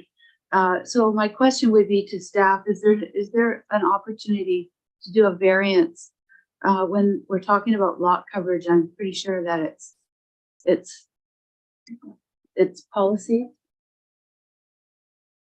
No, in this instance, it's not, there's not an option to vary the lot coverage. But solutions have been suggested and how. Yes, and this relates to the structure. So there's a breezeway in the existing building, and then the plans that wasn't identified. So that's what happened when the building inspector went out on site. He realized that the existing structure included a breezeway, which increased the that's part of the accessory building, and that's how the lot coverage. So, oh, please, you have to wait. Thank you. You want to finish, Mike, or is that? No, that's all I wanted to explain. Okay, I have Director Minions, and we'll come back. Okay. Thank you. I was hoping for some further clarification as well on what was submitted. If there was a breezeway in, then I'm having a hard time, I guess, if there was a breezeway in the submission and that has not changed and the size has not changed, then I'm having a hard time understanding, I guess, where the shift happened, where an issue arose. Separate from that, I certainly have a fundamental issue with construction continuing after an inspection has not been passed. I think that when that happens, and granted, the homeowners may not have been made aware, however, if their contractor submits the permit and signs off on it, has an obligation to not continue building after an inspection is not passed. I think we have to take a hard stance when that does occur, understanding there may have been a communication issue. However, I think that's between the homeowners and the contractor at that point. But from a perspective of the actual issue, I can understand the frustration of the homeowners if they feel what they submitted is what they built. So I wonder, I mean, we shouldn't be in a position where we need to see the permit application. in order to sort this issue out. But it sounds like from the homeowners, what they submitted is what they built. The report and what I hear from staff is the breezeway was kind of recognized after the fact. And there was a change where it all of a sudden became no longer what was built. So I guess I feel like we're way too much in the details here, but I can understand the frustration that's being brought forward. And I don't feel like we have at this point yet a clear picture of when a shift happened and why. So I guess that's a question to Mike, if there is any additional information. And if not, then I don't personally really know where to go. Yeah, Mike, do you have a answer for that? So I don't have the building permit, in front of me. We can certainly bring that back if that's what if the board wants. And then, we can provide some additional information from the building inspector if that's what's needed. Thank you. So I do understand that somebody does want to make a motion. At this point, I feel like likely I would need additional information to be able to make a decision on this, just based on kind of, contradicting information. And it's not, I understand the applicants have the building permit applications in their hands. However, I think we have an obligation to not just take that, pass it around and look at it, but rather have staff provide us the information, the clarity that we're looking for.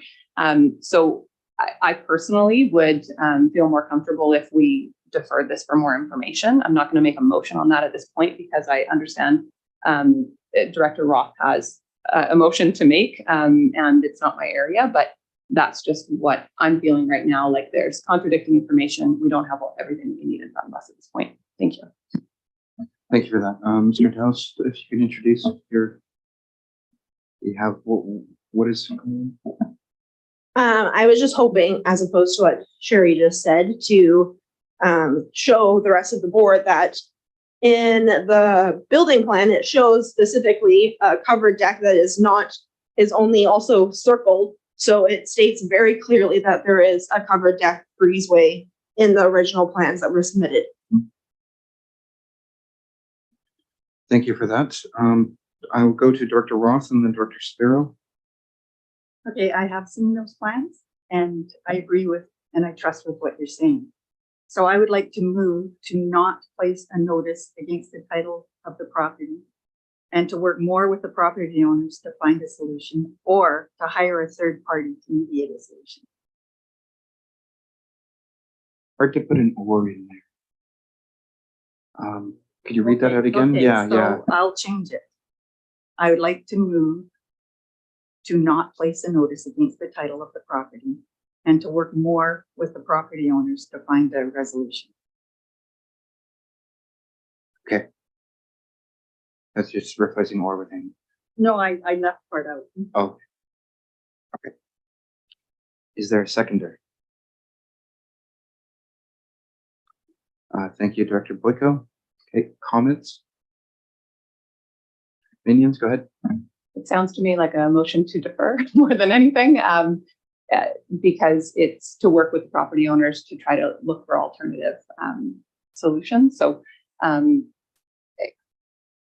guess I would only struggle with if the wording is to not place a notice on title, then it does potentially take that away as a future option if we can't come to a resolution. Okay, I'm going to ask for staff's input on that because of the way that it's worded to resolve to not do something. Does that bar us from doing a thing in the future? Okay, so what is the utility of that then? Daniel, go ahead. Well, it would be interesting. You can never, you can't fetter the discretion of the board. At the end of the day, the board has new information that it deems relevant. It could always put a notice on title later if it so chose. It would be a little bit awkward. I would feel more comfortable with a deferral because you can always defer indefinitely, which wouldn't be the case today. But by deferring to work with the property owners, which clearly are showing an intent to want to work on something, and to be able to bring back information to the board, I think would be cleaner procedurally. But I think you would achieve the same I would just, I feel that the wording right now is a little bit more off. Okay, so with that in mind, then we'll go to Director Cote and then anyone else. Thank you. So just going back to item D, which is deferred, because we want to work with the applicant. I think that's the right way to go. I'd like to just turn this down and actually work with you rather than going through an extra step, which I don't think is needed. Thanks. Yeah, I think that's the step. Director, use the microphone. I have one question here. It said the footing inspection was failed. To what degree? Failed, but is it? If we go through this variance and the structure itself, footings failed, then we're doing nothing here. Right? That was it said. It said it failed inspection. No, my understanding is it failed because the building would have exceeded the lot coverage at that stage. For the reasons we're talking about. Yeah. Okay, it didn't fail because of the structure. It failed because That's my understanding. Okay. Okay, thank you for that.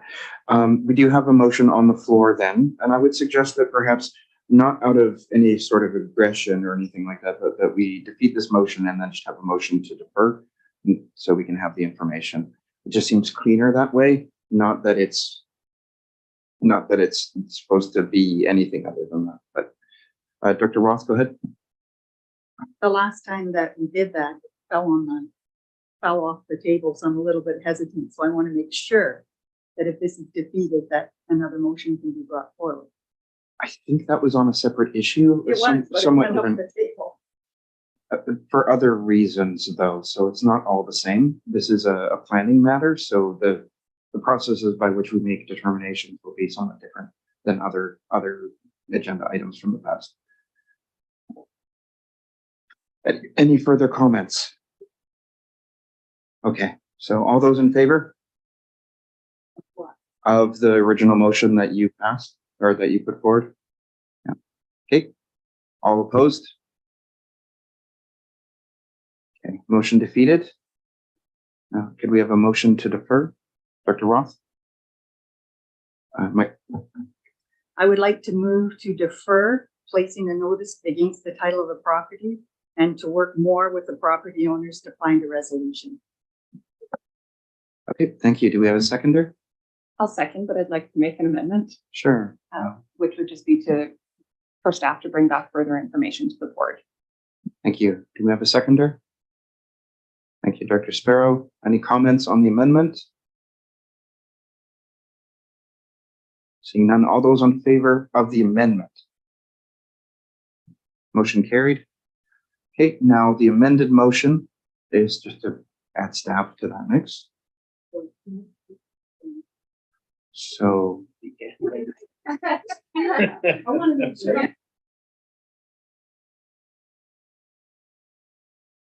Okay, that the ACRD Board of Directors defer placing a notice on title against 5661 Strict Road and instruct staff to work with the property owners to find a resolution and further instruct staff to bring back more information for consideration by the board.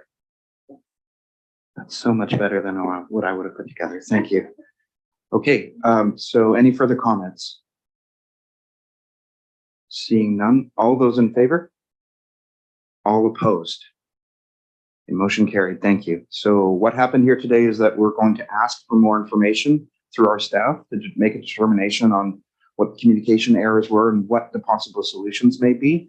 So there will be a part 2 at some point in the future. So staff will contact you and we will resolve the issue as best we can. Thank you. Okay. So that brings us to item F, which is the Alberni Valley Regatta Association Sprout Lake Noise Control Bylaw Exemption Request. Mr. Erb, please go ahead. Thank you. Let me just get back to the right agenda item. So yeah, I've got it here. So the Sprout Lake Regatta Association has once again requested a noise exemption when they hold this year's regatta. This is mirrors what the board did last year. And we recommend that the exemption be issued, and I'm happy to answer any questions. Cote, please go ahead. Thank you. So the Sprout Lake Regatta is a popular event that happens annually at Sprout Lake. And the community is supportive of it. Some people leave for the weekend just to get away from the noise, but it's exciting and like to support them. So at this time, I'd like to make a recommendation that the Board of Directors issue a noise exemption as per Section 7 of the Sprout Lake Noise Control Bylaw number R1024 2013. Wow. For July 7th, 8th, and 9th, 2023 from 9 a.m. to 5 p.m. daily to the Alberni Valley Regatta Association. I'll second that motion. Thank you, Director Haggard. Any comments or questions?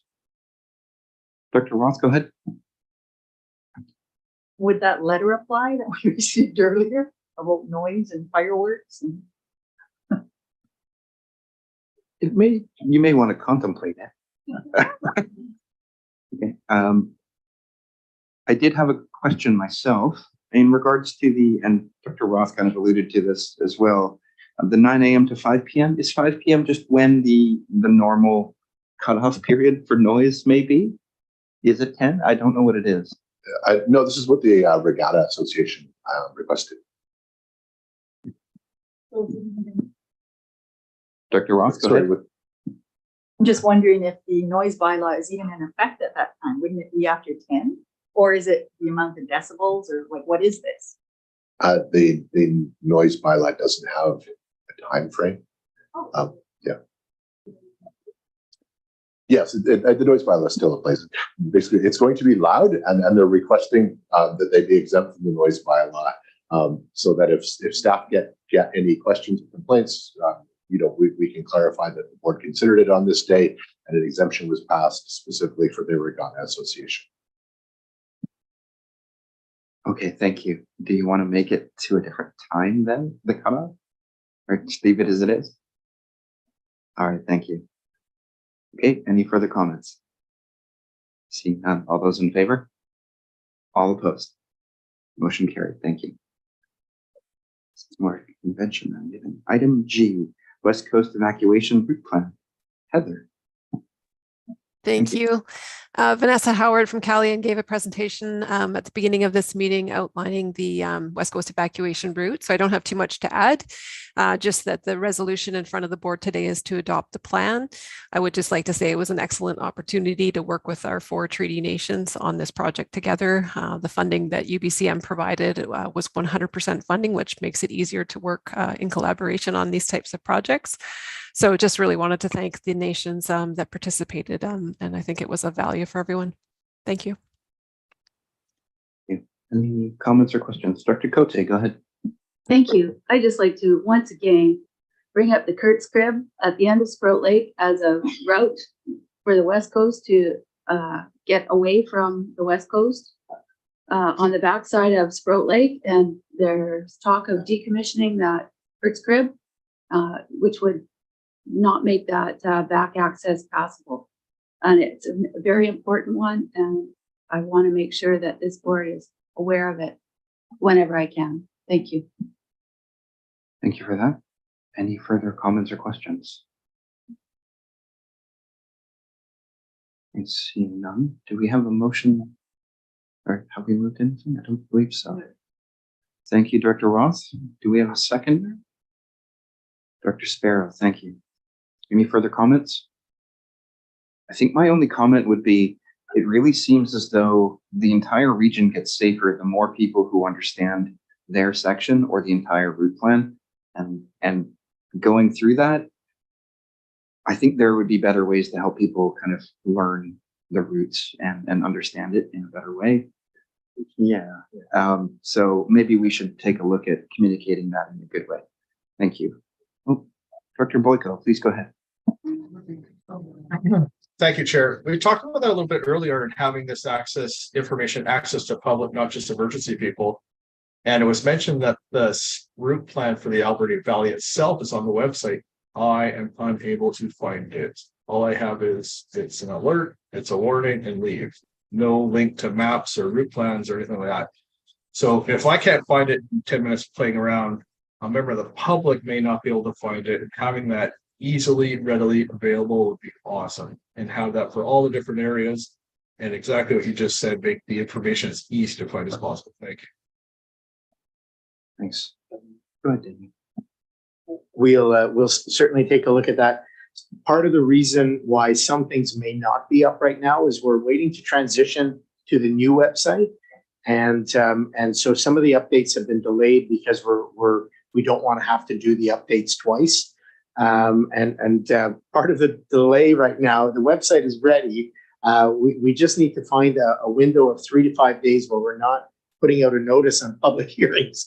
Because we don't want to miss our legislative requirements for putting out notice. So we're working on that timing, but that is likely why you're seeing some deficiencies on that front. That said, we'll still double check and make sure that it is up and running. Heather, go ahead. Thank you. I just want to acknowledge that it actually is on the website under the emergency services webpage, but I totally acknowledge that it's hard to find because of the layout of our website.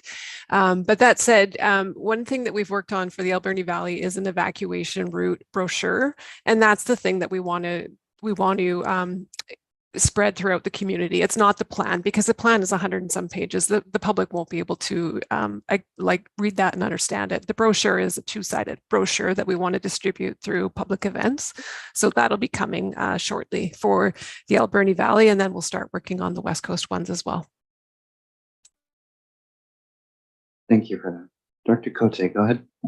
Thank you. Once again, part of that route, I have looked at that, and part of that route does identify the backside of Sprout Lake as an evacuation route. So it's part of our plan. Thank you. Thank you for that. Any further comments or questions? Okay, seeing none, I'm wondering if we could have someone to move in a second. We already did, sorry. Okay, all those in favor? All opposed? Okay, motion carried. Thank you. Because I didn't write down. Okay, so that is the conclusion of part 8 of the agenda. That brings us into planning matters. I would state that the planning matters look like they're specifically only for electorate area directors, but that municipal and First Nations directors count for quorum. Dr. Steer, please go ahead. Yeah, thank you, through the chair. I have a special council meeting at 4 o'clock. So if I do not return, I'll stay on here as long as I can.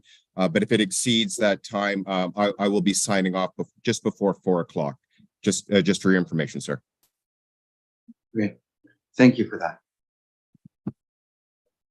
Okay, so that brings us to item 9.1A. It is a rezoning application for Banfield. Please go ahead, Mike. Sure.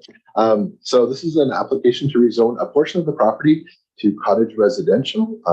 The water portion, the other half of the property, is currently zoned to commercial zones. C6, which is a tourist commercial, allows motels and hotels, and C2 is a general commercial zone. All the conditions of rezoning have been met, and staff recommend that the bylaw be adopted, and I'm happy to answer any questions. Thank you. Director Beckett, would you like to? No, please go ahead.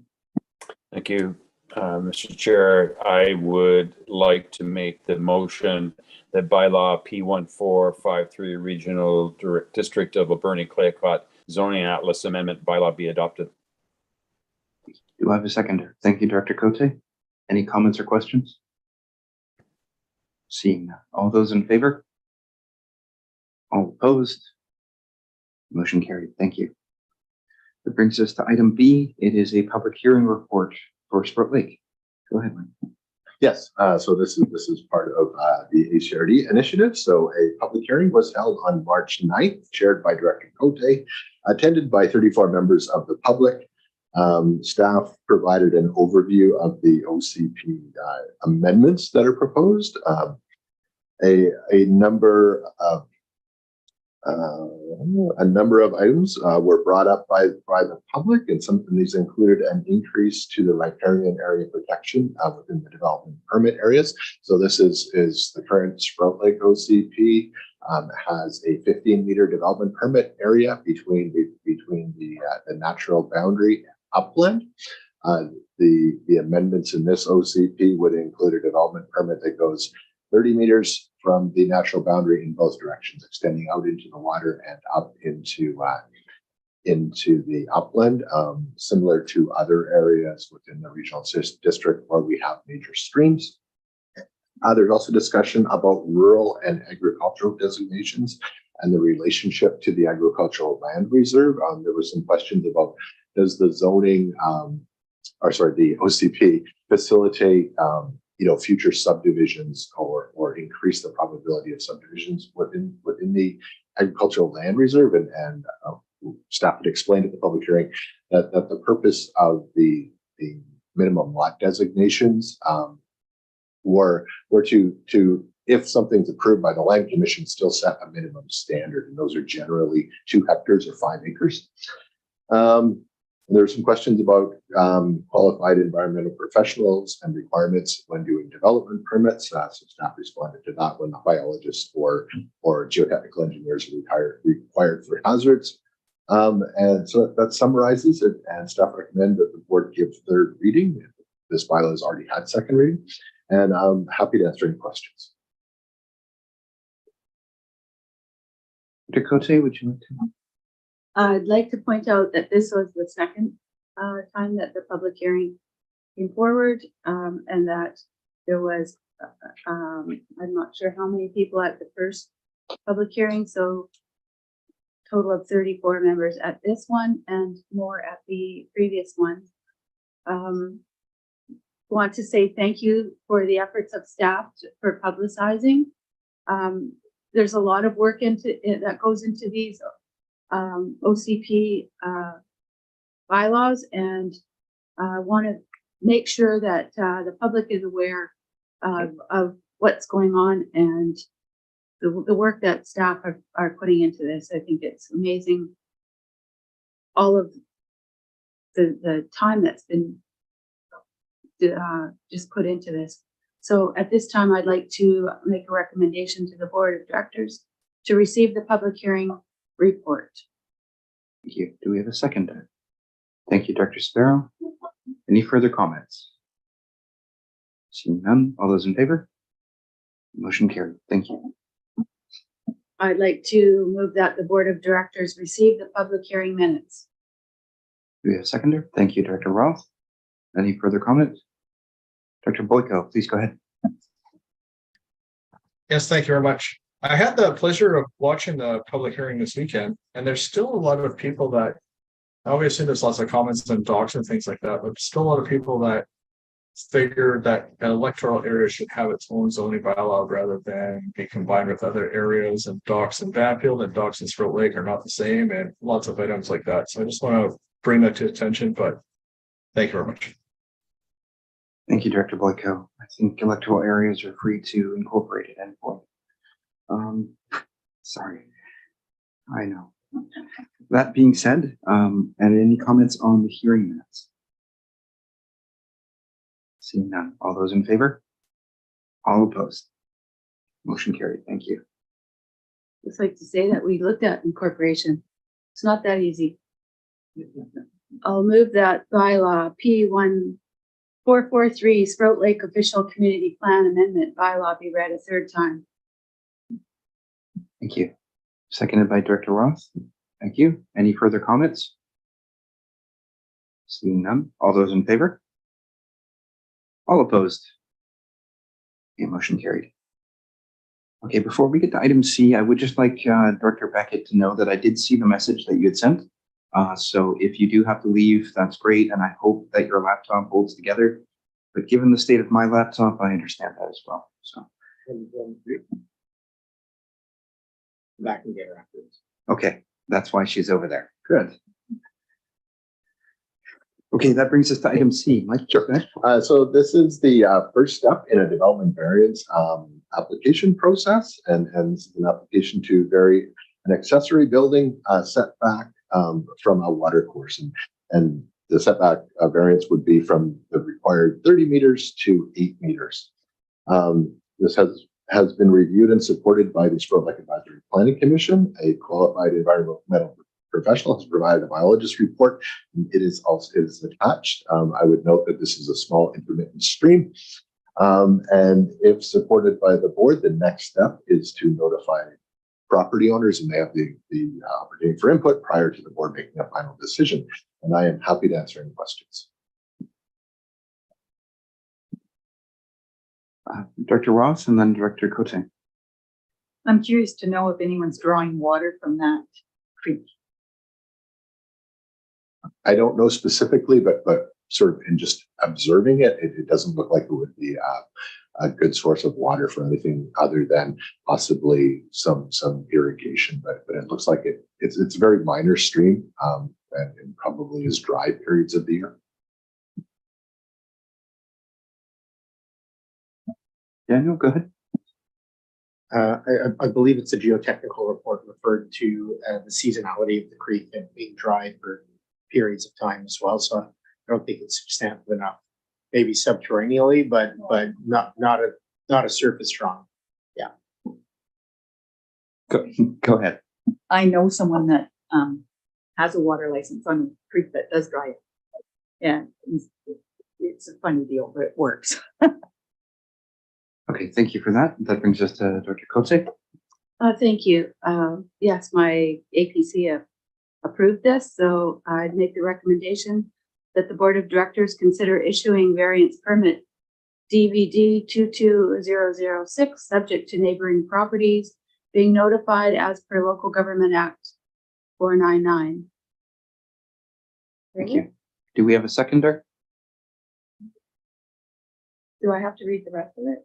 I only have up to section 499. Is there more? Okay. Yep, okay. Do we have a seconder? Thank you, Director Sparrow, for seconding. Any further comments? Seeing none, all those in favor? All opposed? Motion carried. Thank you. That brings us to item D, but we'll wait for Dr. Minions to come back.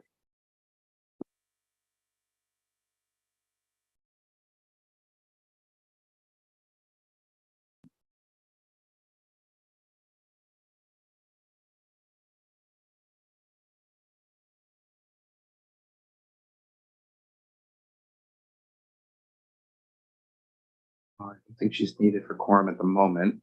We still have everyone. Mike, do you want to? Sure, I'm happy to proceed. Yeah. So again, this is the first step in a development variance application process for 9778 Sterling Arm Crescent. The owner is proposing converting an existing accessory building into a single family dwelling. Well, this will not change the footprint. It does require a variance. So this is a situation where there's a breezeway and then a garage, and the applicant is proposing enclosing in the breezeway and converting, that enclosure and the garage into part of the dwelling of the home. This has not been reviewed by the Advisory Planning Commission yet. Staff, if the board supports this application, this will be referred to the Advisory Planning Commission and sent out for neighbor notification prior to the board bringing it back for a final decision on the board, hopefully April 12th. This was caught as part of a building permit application, and there was a gap between when the building permit was applied for and when staff realized that there was a breezeway, and so we are proposing moving this variance forward, and I am happy to answer any questions. Thank you. Any questions? Dr. Cote, please go ahead. Sorry, but this is sounding familiar.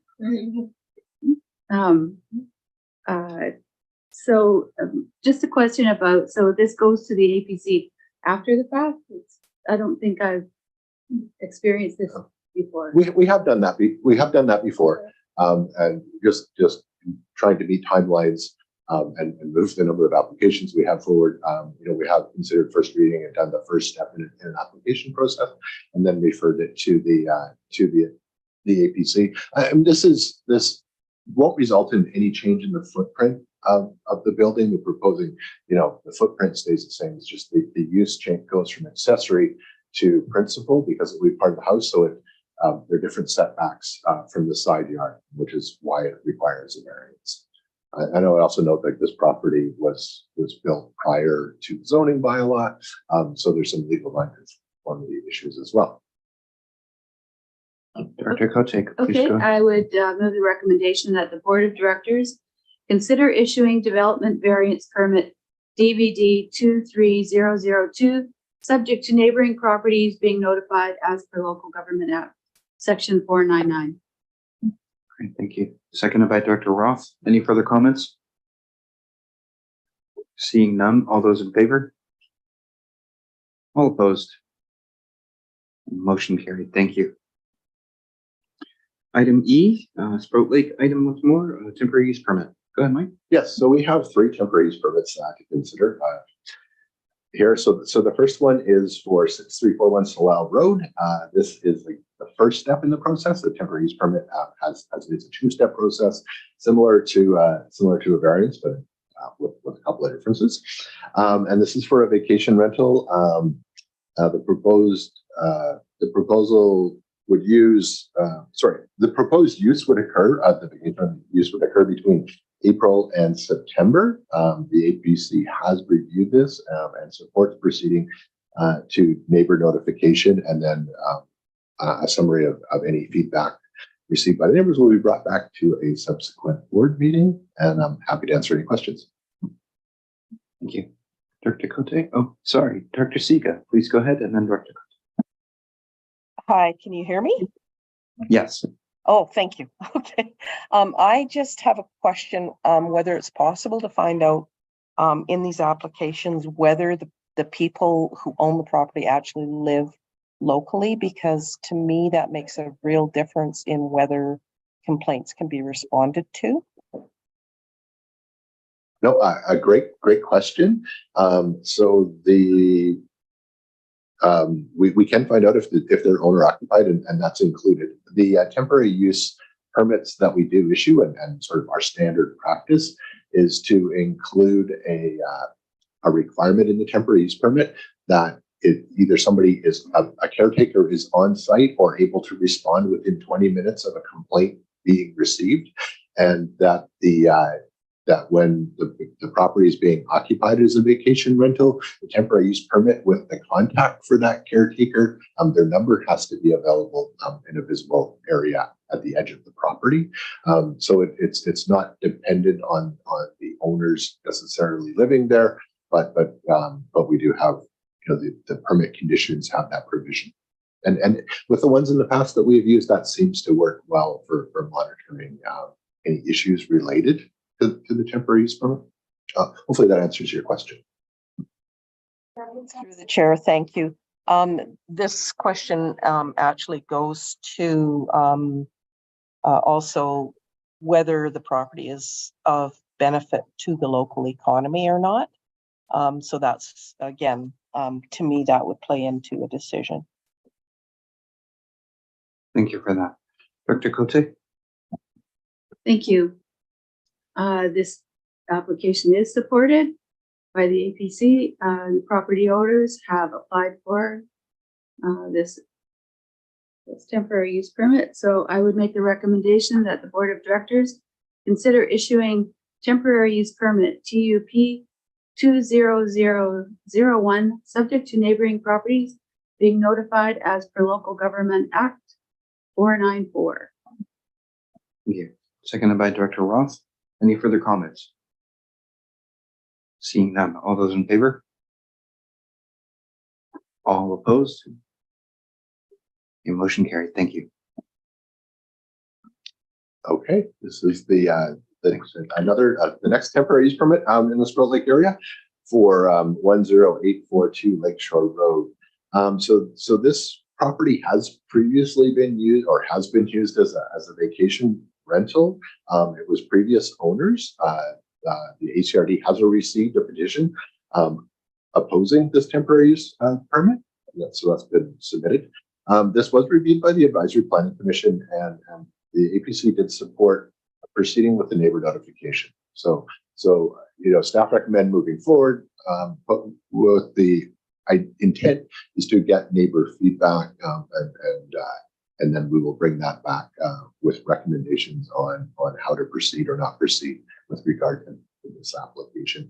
Again, this ties in with some of the work and direction and policy that staff have been given around short-term vacation rentals. So just as a quick background, I know it's a long meeting. Short-term vacation rentals is the one area where staff have been told to identify, have been sort of research and identify vacation rentals, even when there hasn't been a complaint. And the first step is to encourage people to apply for the temporary use permit. And so that's what we've done. And again, happy to answer any questions. Are there any comments or questions? Seeing none, Dr. Cote? Thank you. So Sprout Lake short-term vacation rentals is an issue. I'm happy to see the applicant actually applying for a permit. This is a property that I have received quite a few complaints about.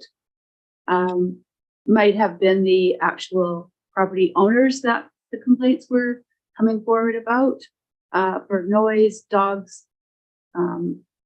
They're all of the things that you don't really want to see happening next door.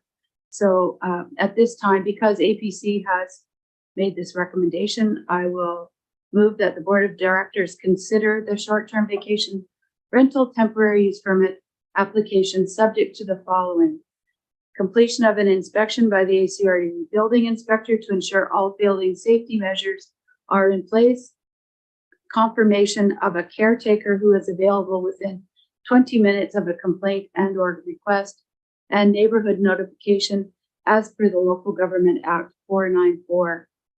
I'd also like to add that we need to make sure that there is someone local because these people live on the West Coast. Thank you. Thank you. Do we have a seconder? Thank you, Director Roth. Any further comments? Just Sparrow, please go ahead. Oh, use the microphone. You missed a paragraph about the registered on-site wastewater practitioner, or has that been resolved? I think that might be a separate, that's the next one, Mike, sorry. Sorry. Right. Further comments? Oh, yeah. Okay, seeing none. All those in favor? All opposed? Motion carried. Thank you. All right, item G, please go ahead.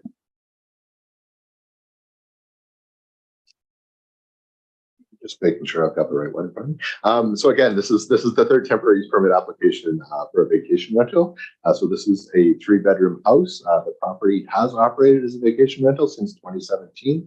Staff would note that we have not received any complaints through this, and again, it was identified through the short-term vacation rental strategy, and staff have identified this one, and the property owners have applied. The APC did also review this temporary use permit and recommends proceeding with the notification.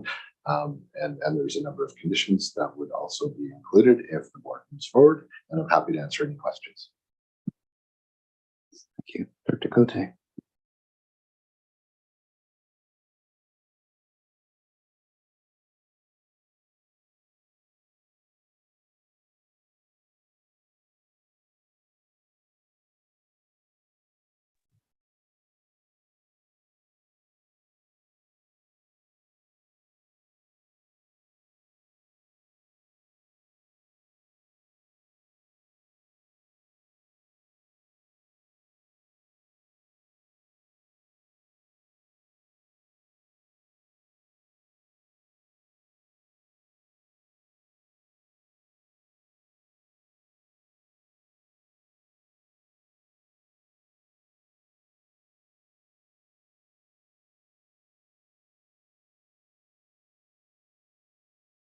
Sorry to interrupt, Mr. Chair, but us on Zoom cannot hear Director Cote. I'm not sure if she had her microphone on, but I'm not sure we can hear the boardroom.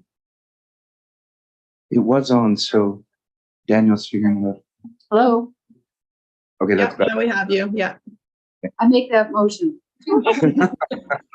Thank you. It is the listed motion. Do we have a seconder before we go to Director Boyko? Thank you, Director Roth. Director Boyko, you have a comment? Everything got louder too. Thank you. Well, I can hear everybody now, but obviously there's a plethora of temporary use permits coming through, not just for Sprout Lake, but other areas. What's going to happen in 6 years when no one can renew these anymore? Have we started to think about a plan for that yet? Thank you. Daniel? So it is a subject of discussion. The rezoning would be something that we have to explore. But it is a subject of discussion. I wanted to jump in as well in that navigating these, because as Director Cote was flagging, this is the right procedure. This is what we want to encourage people to do so that we know that there are controls and the general public understands, because it's posted publicly, how they can follow up if there are concerns.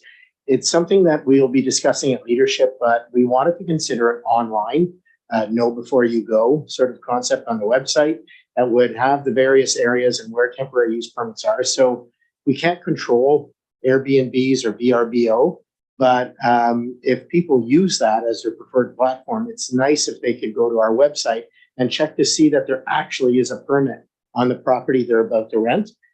Because people very often will post, say, you can stay at my place, but it's actually illegal under the zoning. So this would be a great tool potentially, just so that the public can know that A, it's legal, 2, you know where they are, and if there is a complaint, what the numbers are, and it's online would be far more public than posting on a fence post outside the property. But that's something that's going to come to you under separate cover in the future. Thank you for that. I want to say so much about hiring some people just to hit the reviews, so you can say that outright on the reviews. But maybe that's a different environment. Any further comments or questions? Seeing none. All those in favor? All opposed? Okay, motion carried. Thank you. All right, that brings us to the last item under planning. That is item H, Beaver Creek OCP amendment. Oh, go ahead. Yes, so I can provide a summary, and from the staff and the memo, this bylaw is can be adopted and is ready. But we've had some discussions with Director Roth, and sort of before we get into the discussion, I would like to pass it over to her, as I understand she may want to make has some questions and may want to defer this decision. So Director Roth, if you would like to speak to this. Yeah, please go ahead. Sure. We had a community meeting last Sunday, and over 140 people in our community attended the meeting. And with a show of hands, they indicated with the vast majority of people at that meeting, which there were more than just Beaver Creek people there, but nonetheless, almost everyone in the room agreed that Beaver Creek's OCP should be further amended to exclude policy 3.2.7 shown on page 10 of the report. This is about home industry, and they agreed that the home industry use should not be limited to a minimum lot size of 2 acres or 2 hectares. Personally, large volumes of information have been provided to me during the past 3 months, and I'm not comfortable with adopting this at this time. I'd like it deferred. I need more time to review things. I missed this and I should have caught it. So I would like to make a motion that bylaw P1444, Beaver Creek Official Community Plan Amendment Bylaw, be deferred. Okay. Do we have a seconder? Thank you, Dr. Sparrow. Any comments? Dr. Boyko? Comments, or was you seconding? Oh, okay. Go ahead, Daniel. Just so the board knows that Director Roth met with Mike and I, and we did have this discussion. And we certainly feel the deferral is appropriate right now. It allows us to just navigate some of those details and see what angles and what potential impacts there would be to some of those changes. It would be quick for us to make a haste decision, and we do have some elbow space here where we can at least talk about the impacts and making sure that the voices that have expressed something, even though I believe they have repeated something that was heard in the public hearing, we want to double check that. We want to talk about how it is that we could accommodate that. And we just aren't able to do that in the span of the 1 hour that we had this morning. So a deferral would certainly be endorsed by staff at this time. Good to hear. Go ahead, Dr. Haggard. I know I can't vote, and I just asked the question about process. I thought after you did the public hearing on something that you couldn't add new information. So I'm wondering why a town hall hearing was held and information was discussed that was discussed at the public hearing. Is that not new information coming forward? I can Dr. Roth, go ahead. The meeting wasn't called to discuss the OCP. It was called to discuss anything. And primarily the discussion revolved around the draft zoning bylaw. But one of the residents brought it up and everyone there wanted to talk about it. So we weren't about to stop the discussion. It was a very good discussion. It was really clean and clear and understandable and everyone agreed. So it was good. Okay, thank you for that. I think taking the amount of time to figure out how this all falls out is a good idea, especially given the fact that we're going to need to make a determination on whether or not another public hearing is going to be necessary, which isn't further expenditure of resources, but may be warranted. We may want to identify that window of not posting public things so that the website can be upgraded and put online, but we can figure that out as time goes by. Yeah, I think getting some more answers on how this all went would be great. Dr. Roth, go ahead. I'd like to further add that if a new public hearing is required, I'm more than happy to forego any opinion that I might receive to lower the cost. Yeah, I mean, that's fine. At that point, we'll figure out how that might work. It's more about the staff time and the effect it might have on every other process that they may be working on, but we can figure that out moving forward. Are there any other further comments? Okay, seeing none. All those in favor of the deferral? All opposed? Okay, motion carried. Thank you. Okay, so that brings us to the end of planning. That brings us into reports. 10.1 is staff reports. I would just make note, and I say this every time, please make note of the meeting schedule for April. And if there are any other items that anyone, including staff, would like to pull out. Seeing none, we could have a motion to receive the staff reports. Thank you, Dr. Roth, seconded by Dr. Sparrow. Thank you. Any further comments? Seeing none. All those in favor? All opposed? The motion carried. I know we're running out of steam, but come on, guys, we're pretty close. Okay, 10.2, there are no committee reports. 10.3, member reports. 911 Corporation, Director Beckett, I think is gone. All right, so we'll see no report there. Vancouver Island Regional Library, Dr. Cote. Thank you. Oh, my notes. The library just approved their budget. And I couldn't tell you what it is. I've lost my notes here. So, but they've just approved their budget. They're going through the strategic planning session for our future. So they're looking at process and really like to take a look. I've brought forward the issue that the regional district is not in any catchment of the libraries. So we're paying for the system only, and we need to be identified somehow within that system. That's what I'm working on. Oh, I know what it is. The province just gave us another, I think it was $45 million for libraries. So we'll be getting some extra funding. That's it. Thanks. Thank you, Dr. Cote. All right, next item is the Alberni Valley Chamber of Commerce, Dr. Minions. Thank you. One exciting update is that the Chamber of Commerce has hired a new executive director, Jolene Dick. Jolene previously worked for, well, she's of course a counselor for Hookachassit First Nation, but also previously worked for Tourism BC, Tourism Vancouver Island, as their Indigenous tourism coordinator. So I'm really excited. Jolene is obviously well known in the community. Excited to see where she goes with the chamber. And I know, and also just really want to recognize Bill Collette for his many, many years of excitement and just really like true energy into the community and his role at the chamber. So he's done a fantastic job. He's been great to work with. And I know from the city's perspective, we've really appreciated all that he's put into the chamber. So, but exciting times. And I was so thrilled to hear that they chose Jolene and can't wait to work with her more. Thank you. Thank you for that. Next up is the Air Quality Council for Port Alberni. Dr. Roth. No report. We need it at the end of this month. Thank you. West Coast Aquatic, Director Steer. Are you still here? Okay, we'll defer that one. Association of Vancouver Island and Coastal Communities, President Cote. Thank you. So AVICC convention is April 14th to the 16th in Nanaimo. Looking forward to that. We've got a wonderful program. We have Thompson Highway as the keynote speaker. Should be very interesting. So I am running for president again. But yeah, so if you're there, vote for me. Thank you. Thank you.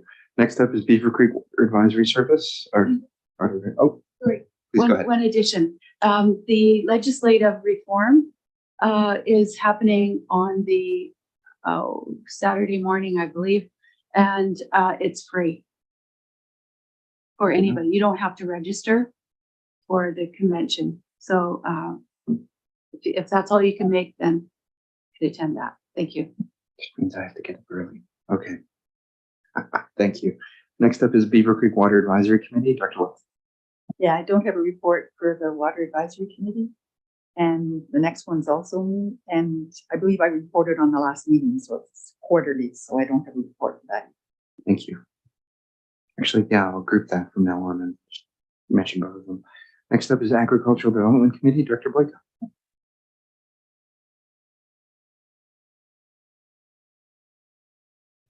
I'm gonna have to. Yes, thank you, Chair. We did have a meeting yesterday.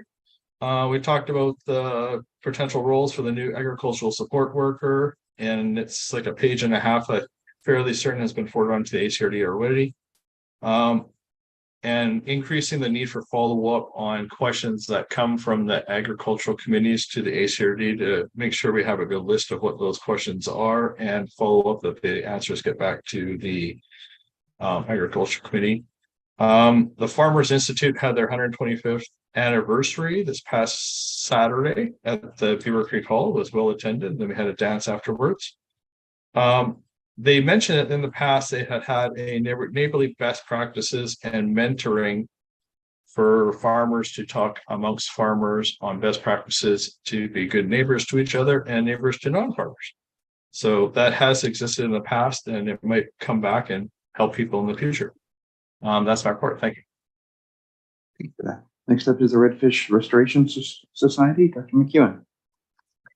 Thank you, Chair. They rejected my appointment, unfortunately. So they sent me a nice letter saying they're going through a restructuring of their board of directors, and that will be complete by their next AGM in November. Really? Okay. Next item is the. We'll have to keep watch on that. Thank you. Next up is the other report regarding the Heritage Commission meeting minutes. Director Cote, is that you? Oh, is it? It is, but thank you, Director Roth, for attending. She is the alternate, so she can report out. Thank you. Dr. Roth, please go ahead. There's minutes attached. Okay. Are there any other reports? See none. Do we have a motion to receive the member report? Thank you, Dr. Cote, seconded by Dr. Sparrow. Further comments? None. All those in favor? Motion carried. All right, before we go and finish off, I'm wondering if we want to entertain a motion to send a letter of thanks to Bill Collette. Thank you, Dr. Minions, seconded by Dr. Haggard. Any further comments? All those in favor? All opposed? Okay, motion carried. All right. That brings us to unfinished business, of which there is none. No late business. Did we have any questions? We don't have a gallery. So anything on the responses email? Sorry. No, Mr. Chair, we did have a couple attendees, but they're no longer with us and there were no emails received as responses at ACRD. Okay, thank you very much. That brings us to item 14, which is to go in camera. So before we finish our broadcast evening, I'll read out the reasons why we'll be going in camera. And then from there, we'll finish the broadcast. Okay, I'll move to close the meeting to the public as per the community charter under sections 91J, information that is prohibited or information that if it were presented in a document would be prohibited from disclosure under section 21 of the Freedom of Information and Protection of Privacy Act, to 21(1)(c)(1) of FOIPA, which would harm significantly the competitive position or interfere significantly with the negotiating position of a third party. And then 392B, the consideration of information received and held in confidence relating to negotiations between the regional district and the provincial government or the federal government or both, or between the provincial government or the federal government or both and the third party. And so do we have a seconder? Thank you, Director Roth. Any further comments? Seeing none, all those in favor? Oh, sorry, Director Cote, go ahead. Sorry, I would like to add something. I'm just thinking about, it's a question around process regarding applications and communication with the board and before a public hearing. It's just a question I don't really. Yeah, we might want to add another item to going into camera then. Do we know what that might be? No, we have to, so we don't talk about the item in like any real sense, but it might be important to add a reference to why we can go on camera on that agenda item. This is a bit awkward. Yes, so we are restricted by section 90 of the community charter. So the limited information I have, it's hard for me to suggest a section. Meeting minutes over, I don't know if you can expand at all. Yeah, could it wait to the next meeting, Director Cote? Wise, yeah, probably. I think that might be the best way to do it, and then we'll just make sure to do it through the system properly.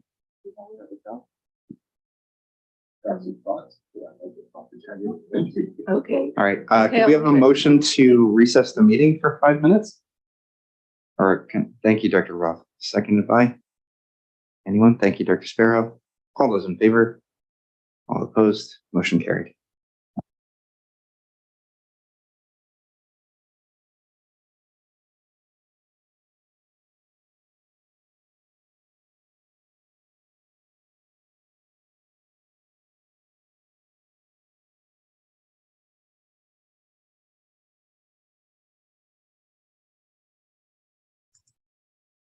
Are we taking a break or what are we?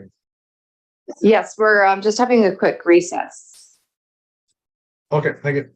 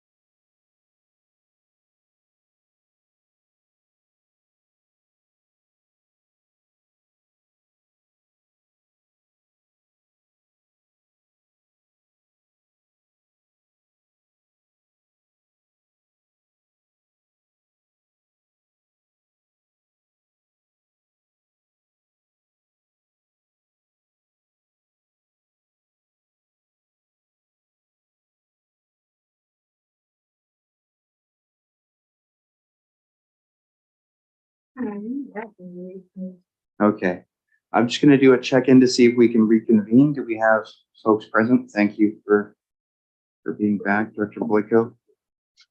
Okay, so with the in-camera motion, and I'm sorry to like make people who will be watching this in the future have to wait 5 minutes, but we do have a motion or an addition to the motion as it's been read out.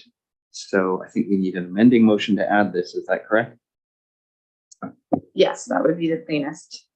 Could you read out the piece that would be added as an amendment? Yes, so another reason, motion to close the meeting as per section 91I of the community charter, the receipt of advice that is subject to solicitor-client privilege, including communications necessary for that purpose. Right. Dr. Cote, would you like to make that amendment? I would make that motion. Thank you. Do we have a seconder? Thank you, Dr. Minions. This is on the amendment itself. All those in favor? All opposed? Motion carried. Thank you. Maybe get a bit more enthusiasm for voting though. Okay, and this is now to the total motion, the amended motion. All those in favor?